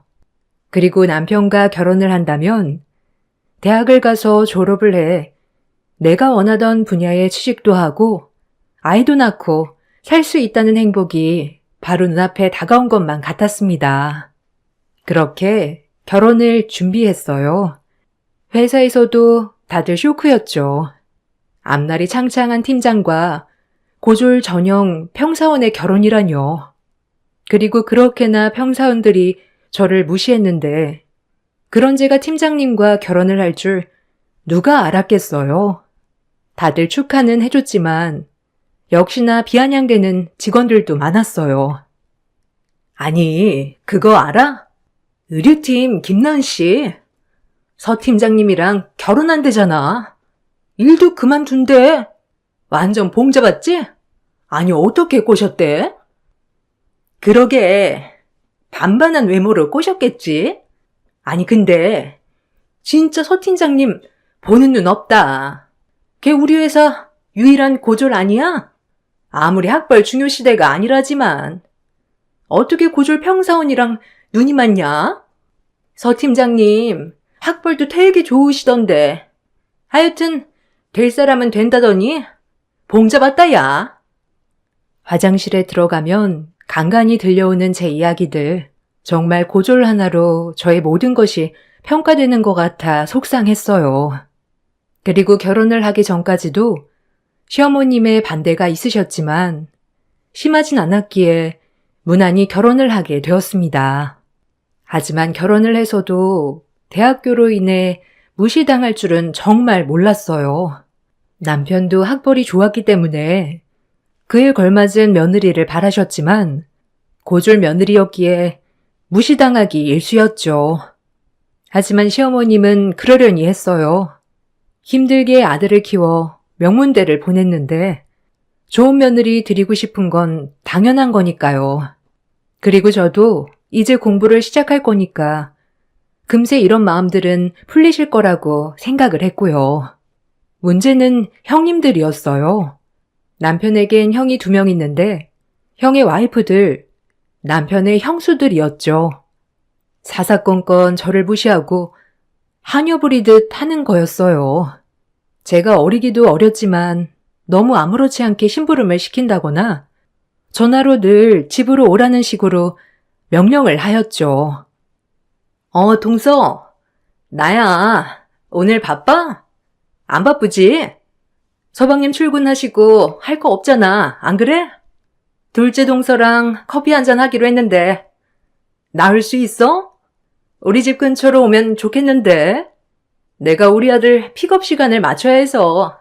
어때? 괜찮아? 네, 형님. 오늘 시간 돼요. 작은 형님도 오시는 거죠? 그럼 제가 형님 댁으로 먼저 갈게요. 그럼 이따 뵙겠습니다. 저도 남편 집 식구들과 가족이 되기 위해 노력을 해야 한다고 생각했어요. 그래서 형님들이 만나자고 할 때마다 항상 나갔죠. 그렇게 통화를 마치고 형님 댁으로 향했습니다. 빈손으로 갈 수 없어 갖가지 차 종류가 선물 형식으로 되어 있는 것을 사고 들렸죠. 형님 댁에 도착하니 작은 형님은 이미 와 계셨어요. 반가운 마음에 웃으며 인사하고 거실로 들어서려는데 그때부터 시작이었어요. 동서, 왔으면 화장실 먼저 들어가 줄래? 손이랑 발 좀 닦고 바닥 좀 뒤져줘. 실내화가 있지만 그래도 찝찝하니까. 형님의 말을 듣고 조금은 당황하였지만 남들보다 훨씬 더 깔끔한가 보다고만 생각했어요. 그렇게 화장실로 들어가 발과 손을 씻었죠. 화장실에서 나오자 형님들은 다 들리게 큰 소리로 말했어요. 모욕적으로 말이죠. 이제는 일부러 그러는 게 확실했고요. 어머, 형님, 발까지 닦으라뇨? 이 정도로 깔끔쟁이셨어요? 전 아까 안 닦았는데 제가 다 눈치 보이네요. 아니, 고졸 묻을까봐 그래. 우리 집 거실에 우리 아들이 밟는 거실인데 옮으면 어째 찝찝하단 말이야. 내가 좀 심했나? 어머, 형님도 참. 진짜 내가 못 살아. 누가 우리 형님 머리를 따라갈까요? 맞는 말이네요. 고줄 묻지. 어딜 그 발로 디뎌? 참 끼리끼리 논다더니 유치해서 못 봐주겠더군요. 그리고 화장실에서 나와 인기척을 내니 형님들은 아무렇지 않은 듯이 말했죠. 다 닦았으면 부엌에 과일 좀 내올래? 우리 동서 오기만을 기다렸거든. 부엌에 가면 과일이랑 과도 있어. 뭐하고 있어? 얼른. 형님, 고졸 묻는다는 말이 무슨 말이에요? 지금 저 들으라고 하신 말씀인가요? 혹시 그래서 저 부른 거예요? 어머, 동서, 다 들었어? 아니, 그냥 마음속에 있는 말이었는데 나도 모르게 튀어나왔네. 아니, 그리고 맞는 말인데 뭐. 아, 그리고 참 동서, 이거 어디서 산 거야? 동네 마트? 아휴, 우리 형님은 백화점에 있는 티밖에 안 마시는데 센스 너무 없다. 그럼 제가 다시 가져갈게요. 참 사람 성의를 이렇게 무시하다뇨. 저도 유감이네요. 그리고 오늘 형님들이 하신 말씀 두고두고 되새길게요. 고졸 묻는다라. 참 기가 막히네요. 어쩜 말씀들을 그렇게 상식 없게 하시는지 제가 또 많은 생각을 하게 하는군요. 어머머, 이거 다 자격지심이야. 우리가 무슨 말을 못하겠네. 무섭다 동서. 이래서 수준 차이라고 하는 건가? 그러게요. 저도 수준 차이 많이 느끼고 가네요. 많이 배우셨다는 분들이 이렇게 뒤에서 격떨어진 말만 하시니 제가 뭐라 드린 말씀이 없네요. 고졸이라고 무시하는 형님들을 보고 기가 막혔어요. 어이가 없고 당황스러웠지만 무시했어요. 여기서 더 했다간 싸움이 날 것 같아 참았습니다. 그렇게 과일을 내와 형님들에게 과일을 깎아주고 있는데 또다시 대학교 이야기가 시작되었어요. 그냥 듣고만 있었죠. 우리 대학 다닐 때 과제가 얼마나 많았던지. 동서도 그랬지? 그때는 그렇게 쓸데없는 걸 많이 하라고 했는지 이해가 안 갔었는데 지금 생각해보면 다 그런 게 사회생활 할 때도 도움이 되는 거였더라고. 그래서 대학교까지는 무조건 나와야 한다니까. 아, 당연하죠. 그리고 추억도 있고 어디 가서 얘기라도 하죠. 아무리 세상이 좋아졌다 하더라도 이 사회에서 어디 그러나요? 고졸이 비빌 수 없는 세상이죠. 안 그런가요? 아, 동서는 잘 알겠다, 그지? 우린 잘 모르니까. 본인이 더 잘 알지. 네? 아, 뭐 아무래도 대학교를 나오면 좋긴 하겠죠. 근데 그래도 고졸 출신이어도 훌륭한 사람은 많으니까요. 어머, 순진한 우리 동서. 뭔 모르는 소리 하네. 동서가 서방님 잘 만나서 이렇게 그냥 놀고 먹으니까 모르는 거지. 세상 살기가 얼마나 힘든데? 아니, 알 거 아니야. 우리 서방님이랑 회사에서 만났다고 하지 않았나? 아무래도 차이는 많지. 결국 형님들은 저를 보자고 했던 것은 또 한 번 본인들의 재미난 이야기거리에 소재를 삼으려고 했던 것이었어요. 어이가 없었죠. 우리 동서 시집 하나는 잘 왔어. 뭐 동서처럼 살면 대학교는 굳이 안 나와도 될 것 같긴 하지? 자긴 시집으로 성공한 케이스잖아. 네? 아, 뭐 남편 잘 만난 거야 인정하죠. 그래도 저도 하고 싶은 게 많아서 노력 중이에요. 마냥 집에 있고 싶진 않거든요. 아, 그래? 그래, 잘해봐. 아, 맞다. 동서, 내가 오늘 화분 옮겨야 하는데 허리를 좀 삐끗했거든? 화분 좀 옮겨줄 수 있어? 네, 뭐 옮겨드릴게요. 작은 형님도 같이 좀 도와주세요. 혼자는 버거워서요. 어디로 옮겨드리면 될까요? 저기 저 거실에 있는 화분 말씀하시는 거 맞죠? 거실에 저거 하나랑 베란다 쪽에 2개 있거든? 작은 베란다로 옮겨놔줘. 고마워. 가족 좋다는 게 뭐야? 아유, 난 애아빠가 전화가 왔네. 막내 동서가 고생 좀 해줘. 그렇게 낑낑거리고 화분을 옮겼어요.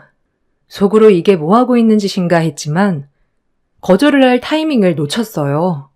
그리고 형님들과 이젠 거리를 좀 둬야겠다 생각했죠. 그렇게 화분을 옮기고 집에 가려는 순간 형님들의 비아냥거리는 소리를 들었어요. 그래도 부릴만 나네요. 뭐 우리 머리 꼭대기에 앉아있지도 않고 그죠? 그냥 말 잘 듣는 시녀 하나 뒀다 생각해요. 어머, 딱이다. 어머님도 참 보는 눈도 없지. 동서 말이 딱이네. 말 잘 듣는 시녀. 아니 어떻게 전문대도 안 나올 수 있어? 학력이 안 좋은데 이만한 집에 시집 온 것도 용하지. 우리가 많이 부려먹자고. 이 집안 서열도 학력이 우선인 걸 보여주잔 말이야. 뭐라고요? 형님들 집에서 편하게 대학교 등록금 대줬으니 지잡대라도 갔던 거겠죠. 안 그런가요? 그런 여건이 되지 않았던 걸 생각하지는 못할 망정. 그리고 다신 부르지 마세요. 이러려고 부르신 거 알았으니까 오지도 않을 거니까요. 아셨어요? 잔뜩 화를 냈다고 생각했는데 형님들은 앞에 제 말을 뚝 잘라먹고 본인들 할 말을 이어나갔죠. 정말 어처구니가 없었어요. 어머, 가려고? 그래. 아, 다음에 나 커튼 빨 때 또 한번 와주라. 가족 좋다는 게 뭐야? 동서가 야무지잖아. 그래, 동서가 도와주면 좋지. 난 팔목이 약해서 도와드리고 싶어도 못 도와드리거든. 하여튼 나중에 보자고. 그렇게 가보겠다고 한 뒤 집을 나와 가면서 많은 생각을 했어요. 남편과 나만 행복하면 됐다고 생각했던 것들이 큰 착각이었죠. 아무리 제가 화를 내도 형님들 귀에는 경일기 같았습니다. 어차피 넌 고졸 이렇게 생각하는 것 같았거든요. 형님들이 보기엔 고졸이 발악하는 것쯤으로 보이는 것 같았어요. 철저하게 이를 갈았습니다. 뼈저리게 공부해야 하는 이유를 찾았습니다. 그리고 마음속에 꼭 다시 공부를 해야겠다고 마음먹은 순간이었네요. 그렇게 집에 와 저는 대학교를 알아봤죠. 고등학교 시절 성적이 매우 우수했기에 고등학교 내신 전형으로 갈 수 있는 학교를 골라 나가기 시작했어요. 의류회사에서 일했던 경험을 살려 의류학과로 진학하면 좋겠다는 생각을 가지고 이것저것 알아보기 시작했죠.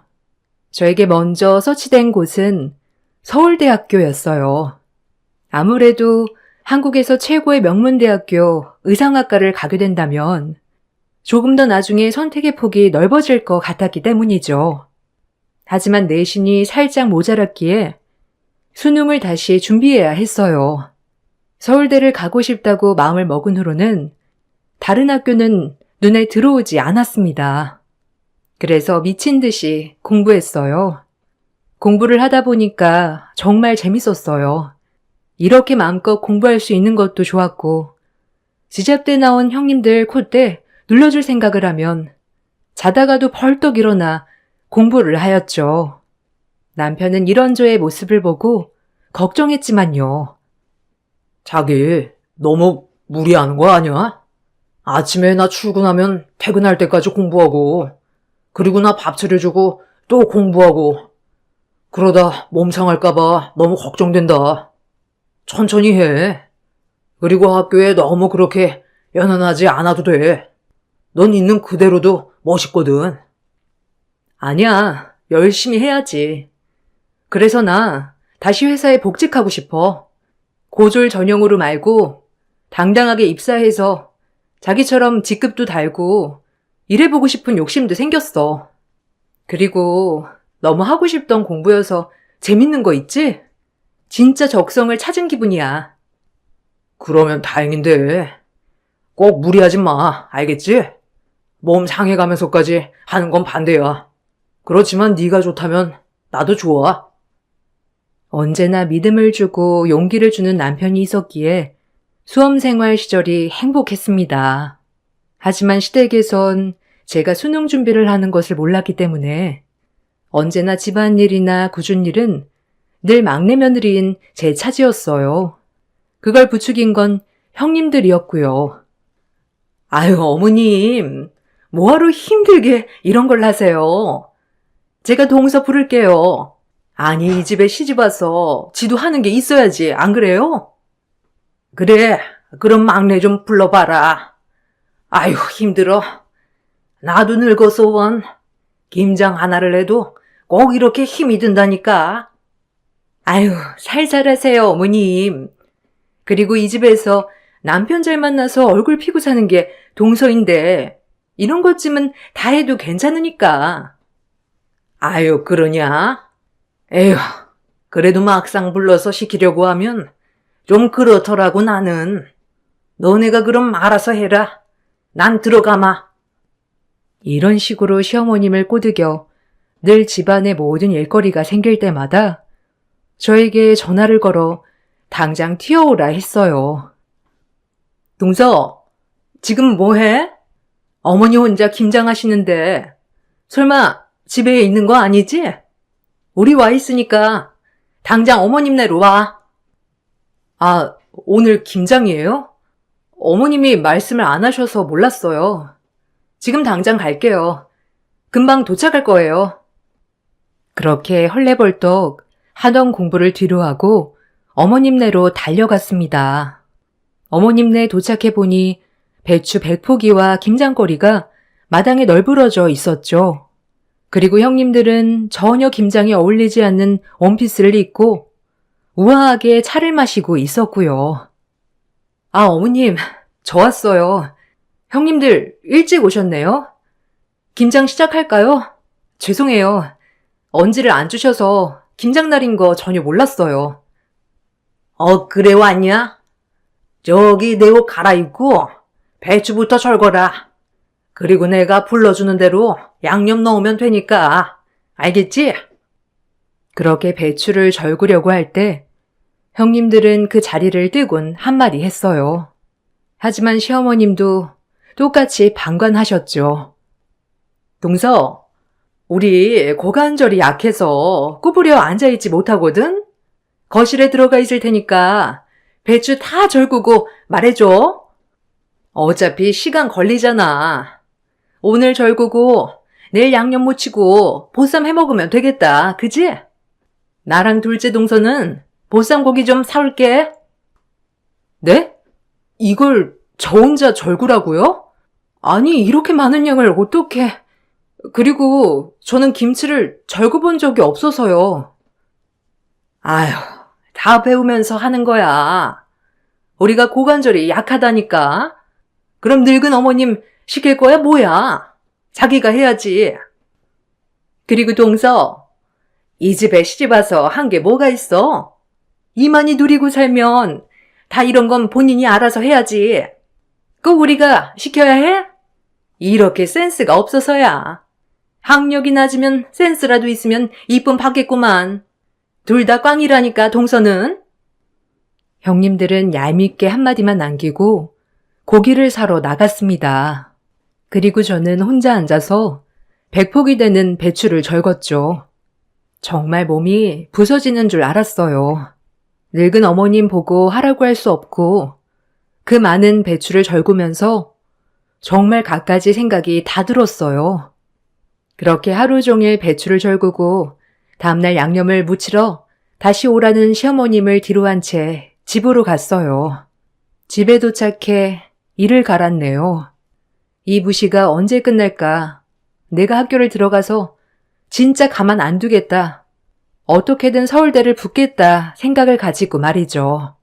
그렇게 아침이 오지 않기를 바랐지만 다음 날이 되어 저는 배추에 양념을 묻히러 다시 시댁으로 향했어요. 형님들은 또다시 보쌈을 한다는 핑계로 마당으로 나오지 않았죠. 역시나 그 많은 배추를 다 제가 무쳤어요. 그냥 그날 김장은 저 혼자 다 했네요. 그리고 저녁에 신랑들이 퇴근을 하여 같이 보쌈 파티를 벌였습니다. 하지만 형님들이 너무 얄미운 건 마찬가지였죠. 여보, 맛있지? 오늘 내가 오늘 김장한 김치야. 맛 어때? 어머님이 넣으라는 대로 넣어서 한 건데. 오, 맛있네. 와, 이제 엄마는 손 떼도 되겠어요. 며느리가 셋이나 있으니 김장 걱정은 없겠네요. 우리 엄마 좋겠네. 와, 형수님, 너무 맛있네요. 자기도 너무 고생했겠다. 김장 처음 해본 걸 텐데 덕분에 수육이랑 너무 맛있어요. 아니, 이거 내가 다 한 거야. 어머님, 제가 다 했잖아요. 맞죠? 형님들 고관절이 약하다고 해서 어제부터 시작해서 전부 다 내가 한 거야, 자기야. 아주버님, 제가 한 김치 맛 좀 괜찮으신가요? 다음번엔 꼭 형님들도 참여하시라고 설득 좀 해주세요. 형님들의 공치사에 어이가 없었어요. 고생은 내가 뼈 빠지게 다 했는데 자기들이 한 것처럼 하는 걸 보니 웃겼고요. 그 자리에서 시어머니도 한마디도 안 거드시는 게 그냥 난 이 집에 정말 존중받지 못하는 사람이구나라고 뼈저리게 느꼈습니다. 제 말이 끝나자 형님들은 어이가 없는지 입이 떡 벌어졌고 어머님도 헛기침을 하셨죠. 하지만 전 속이 시원하진 않았어요. 그리고 집에 오는 길 남편은 고생했겠다고 달래주는데 억눌려 있던 화가 대폭발해 버렸습니다. 남편에게 풀려는 건 아니었지만요. 아니, 형님들 진짜 너무한 거 아니야? 어머님도 그래. 저 백포기 김장 내가 다 했어. 형님들은 손 하나 까딱도 안 했고, 그리고 어머님도 말 한마디 거두시지도 않더라. 내가 이 집 식모살이 하러 시집 온 거야? 형님들은 내가 당연히 식모인 줄 알아. 그러게, 진짜 형수들 너무하네. 안 한 형수들이 같이 했다길래 당연히 같이 한 줄 알았지. 미안해. 자기 너무 힘들었지? 매번 그래. 은근히 사람 불러내서 이것저것 다 시키고 나를 무슨 하녀 부리듯. 고졸 서러워서 살겠나 진짜. 에이, 학벌 가지고 그러는 건 당연히 아닐 거야. 그냥 막내고 이러니까 편해서 그런 거 아닐까? 그러니까 너무 그렇게 생각하지 마. 학력 때문이 아니라고? 자기 그동안 내가 얼마나 형님들한테 고졸이라고 무시당했는 줄 알아? 두고 봐. 내가 꼭 서울대 들어가서 코를 납작하게 해줄 테니까. 형님들 지잡대 4년제 나와서 저리 목 뻣뻣이 구나 본데 두고 보라고.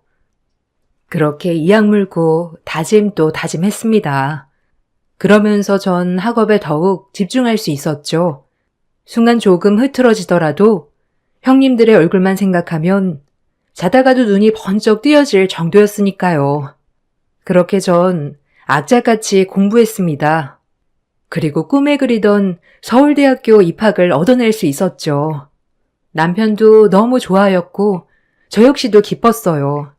제가 대학 합격증을 들고 친정에 가는 날 친정엄마는 여태껏 보여주지 않았던 눈물을 쏟아내었습니다. 엄마 가슴에도 제가 모든 걸 포기하고 취직하던 순간이 맺혀있던 것이었어요. 장하다 우리 나은이. 이렇게 잘하는 공부를 내가 뒷바라지 해줘야 하는데 해주지도 못하고 드디어 이렇게 꿈을 이루는구나. 엄마, 무슨? 내 힘으로 난 내가 해낼 줄 알았어. 그러니까 너무 죄책감 갖지 마셔요. 언제가 됐든 이루기만 하면 되지. 에휴, 너무 미안해. 그리고 늦게나마 네가 원하는 삶을 살 수 있어서 엄마는 더 이상 바랄 게 없어. 그리고 서서방도 너무 고맙네. 아유, 제가 한 게 있나요? 진짜 혼자 공부를 얼마나 독하게 하던지 제가 다 뿌듯하네요. 서울대라니 진짜 감격스럽고 수고했어. 이제 내 인생 꽃길만 있다. 엄마도 그리고 오빠도 너무 고마워. 옆에서 응원해주고 묵묵히 기다려줘서. 학교 들어가서도 공부 열심히 할게. 그렇게 전 27이란 나이에 대학교 신입생이 되었어요. 결혼을 일찍 한 덕분인지 아무것도 신경 쓰지 않고 공부만 할 수 있었습니다. 간간히 남편 회사에서 대학생 인턴 아르바이트도 겸하며 용돈도 벌고 좋았어요. 제가 대학교에 들어간 것을 모르는 시댁에서는 철철이 집안에 일이 있으면 불러댔어요. 역시나 가보면 저에게 심부름을 시키거나 육체적 노동을 시키는 거였죠. 그 집에선 저는 그냥 남편 잘 만나 남편이 벌어다주는 돈 쓰면서 사는 속 좋은 며느리 그 이상 그 이하도 아니었으니까요. 그렇게 모진 구박과 무시 속에서 전 수석으로 대학교에서 졸업을 하게 되었습니다. 대학 생활을 모범적으로 하고 성적이 우수했었기 때문에 교수님 추천으로 좋은 회사에 입사를 할 수도 있었죠. 그야말로 제가 원하던 것을 31살이 되어서야 이룬 셈이죠. 전 너무 감격했고 피땀 흘려 읽은 내 졸업장이 뿌듯하였죠. 제 졸업식에서 학사모를 쓰고 사진을 찍는 친정엄마와 여동생의 모습을 보니 그간 있었던 마음고생이 눈 녹듯 녹아 없어지는 것 같았어요. 그리고 제가 회사에 취직했다는 소식을 들은 형님들은 또다시 비아냥대기 시작했죠. 어이가 없었습니다. 그래도 무시했어요. 어차피 더 이상 상종할 인간들이 아니었으니까요. 어머, 동서, 취직했다며? 그래서 요새 전화도 잘 안 받고 바빴던 거야? 아니, 우리 아들 픽업은 그럼 13일 날 못 해주겠네? 네? 픽업이요? 아, 그렇죠. 어려울 것 같아요. 이제 평일에는 일도 다녀야 하고 여러모로 바쁠 것 같거든요. 픽업은 못해요. 아니, 얼마나 번다고 취직을 했어? 그냥 조그만 중소기업이야? 요즘엔 고졸 전형은 조그만 회사에서나 뽑잖아. 결혼하기 전에 하던 비슷한 일이에요. 어쨌든 평일엔 바빠서 시간 내기 어려울 것 같아요. 이만 끊겠습니다. 전화를 끊어버렸어요. 형님이 전화한 목적은 다름 아닌 본인 아들 학교를 픽업해달라는 것이었죠. 본인이 미용실에 간다는 핑계로요. 뭐 익숙했습니다. 어차피 저를 하녀 그 이상으로 생각하지 않는 분들이었으니까요. 제가 전화를 끊고 제가 먼저 끊었다는 사실에 분했는지 작은 형님에게도 이 사실을 얘기해 저를 들들 볶기 시작했죠. 하지만 다 무시했어요. 오히려 제 자존감이 올라가니 이젠 형님들의 괴롭힘이 우습다고 여겨질 만큼 별게 아닌 것처럼 느껴졌거든요. 그리고 전 열심히 일과 살림을 병행하였죠. 남편은 그런 저의 모습을 보고 흐뭇해했고요. 그리고 명절이 돌아왔습니다. 새벽부터 가서 음식들을 준비했어요. 역시나 형님들은 아침이 훨씬 지나 모든 음식들이 차려진 뒤 도착했고요. 시어머니에게도 제가 아는 모든 것들이 당연했어요. 오늘만 참자, 오늘만 참자 이 생각으로 버티며 밥상을 차리고 있는데 딱 두 형님들 근처에 속꼬리찜을 놓고 제자리 쪽에는 나물들만 놓는 게 아니겠어요? 아무 말도 안 했으면 그러려니 했겠지만 꼭 한마디를 덧붙이더군요. 머리 좋은 사람이 좋은 거 먹는 거 아니겠어, 동서? 고깝게 생각하지 마. 머리는 우리가 더 많이 쓰니까. 어머, 형님 센스 있으시다. 어쩜 형님 말이 옳고 말고요. 머리 좋은 사람이 좋은 거 먹어야지, 안 그래요? 동서가 이해해. 순간 새벽부터 참아왔던 화가 폭발했습니다. 아니, 그동안 모든 걸 참고 살아왔던 이 분노가 폭발해버렸던 것이었죠. 뭐? 머리 좋은 사람이 좋은 거 먹어야 해? 나 서울대 수석 졸업이다 이것들아. 어디서 머리 좋은 걸 내 눈앞에서 노네? 그동안 참고 참았는데 내가 하는 짓들이 코미디라 못 참겠네. 어디 지잡대가 서울대 앞에서 주름을 잡아? 나 서울대 수석 졸업이야. 알겠니? 뭐라는 거야? 서울대라니? 아니, 동서. 고졸이잖아. 어디서 거짓말을 해? 이제 하다 머리에 총 맞았니? 말이 되는 소리를 해. 나 수능 봐서 서울대 들어갔어. 그리고 수석으로 졸업했거든? 너네가 그렇게 무시하던 고졸 아니라 어쩌니 이제? 내가 너희를 무시할 차례지? 어디 지잡대 나와서 그 학력으로 사람을 무시해. 내가 진짜 그동안 어이가 없어서 웃기지도 않아 진짜. 형수님들, 그동안 집사람 무시했죠?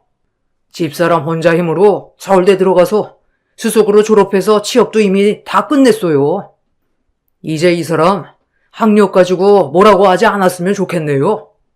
제가 눈으로 보지 않아서 몰랐었는데 오늘 보니까 참 드릴 말씀이 없네요. 됐고요. 형님들, 제 남편도 고려대, 저도 서울대인데 제 자식 IQ는 오죽할까요? 이제 자식들로 비교해야 하나요? 아마 지금 조카들 볼 때 형님들 잘 맞으면 아무래도 당연히 지잡대 가겠죠? 아님 고졸일래나? 그러니까 이제 무식 그만하라고요.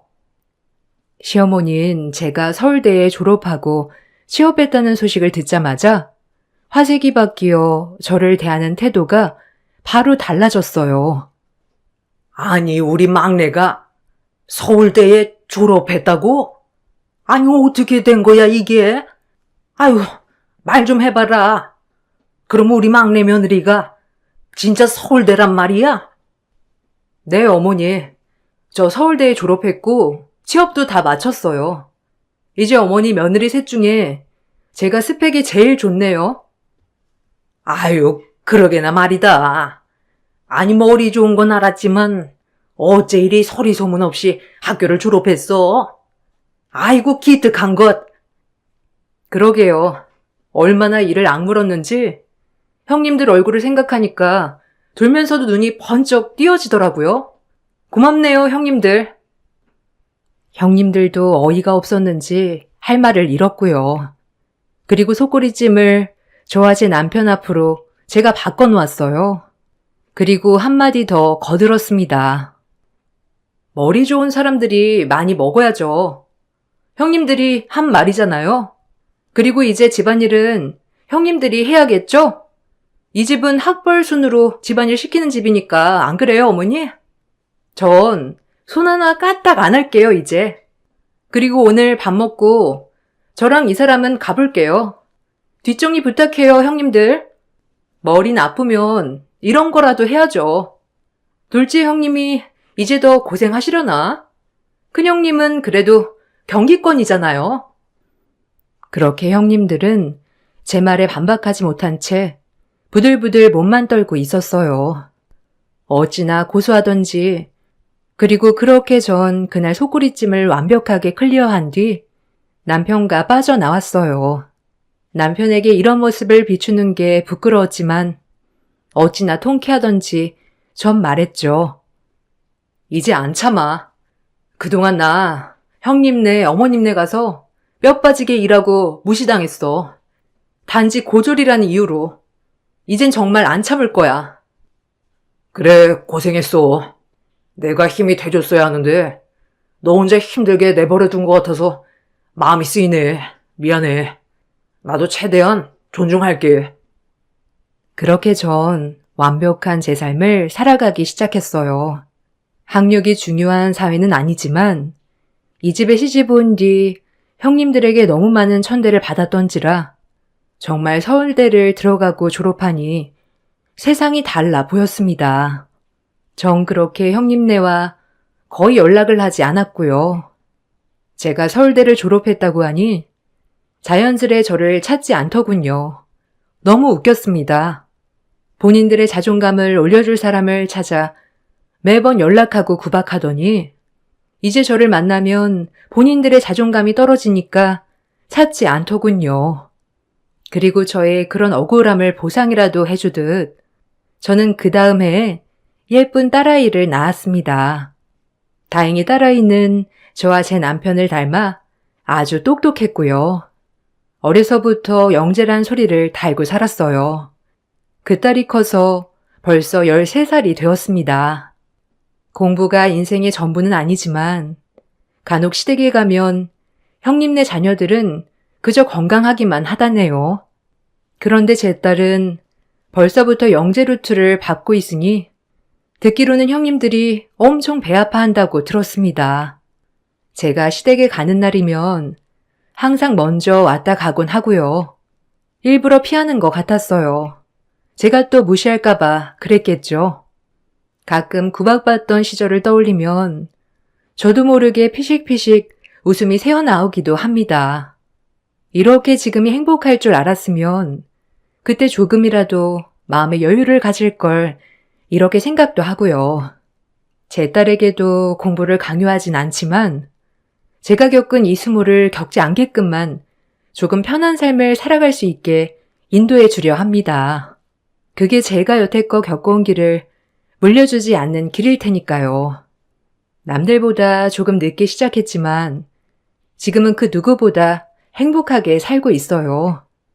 혹시라도 늦은 건 아닐까 하고 걱정하시는 여러분들을 위해 말할게요. 살 날은 길고 정말 시작이 반입니다. 내가 하고자 하겠다 마음을 먹으면 뭐라도 되더라고요. 전 이 마인드를 가지고 일을 하고 있어요. 뭐든 할 수 있다 이런 마음으로요. 글을 쓰고 보니 그래도 제가 여기까지 올 수 있었던 것은 형님들이 큰 자극제가 되어준 것 같아 한편으로 고마운 마음도 드네요. 여러분들도 제 글 읽어주셔서 정말 감사합니다.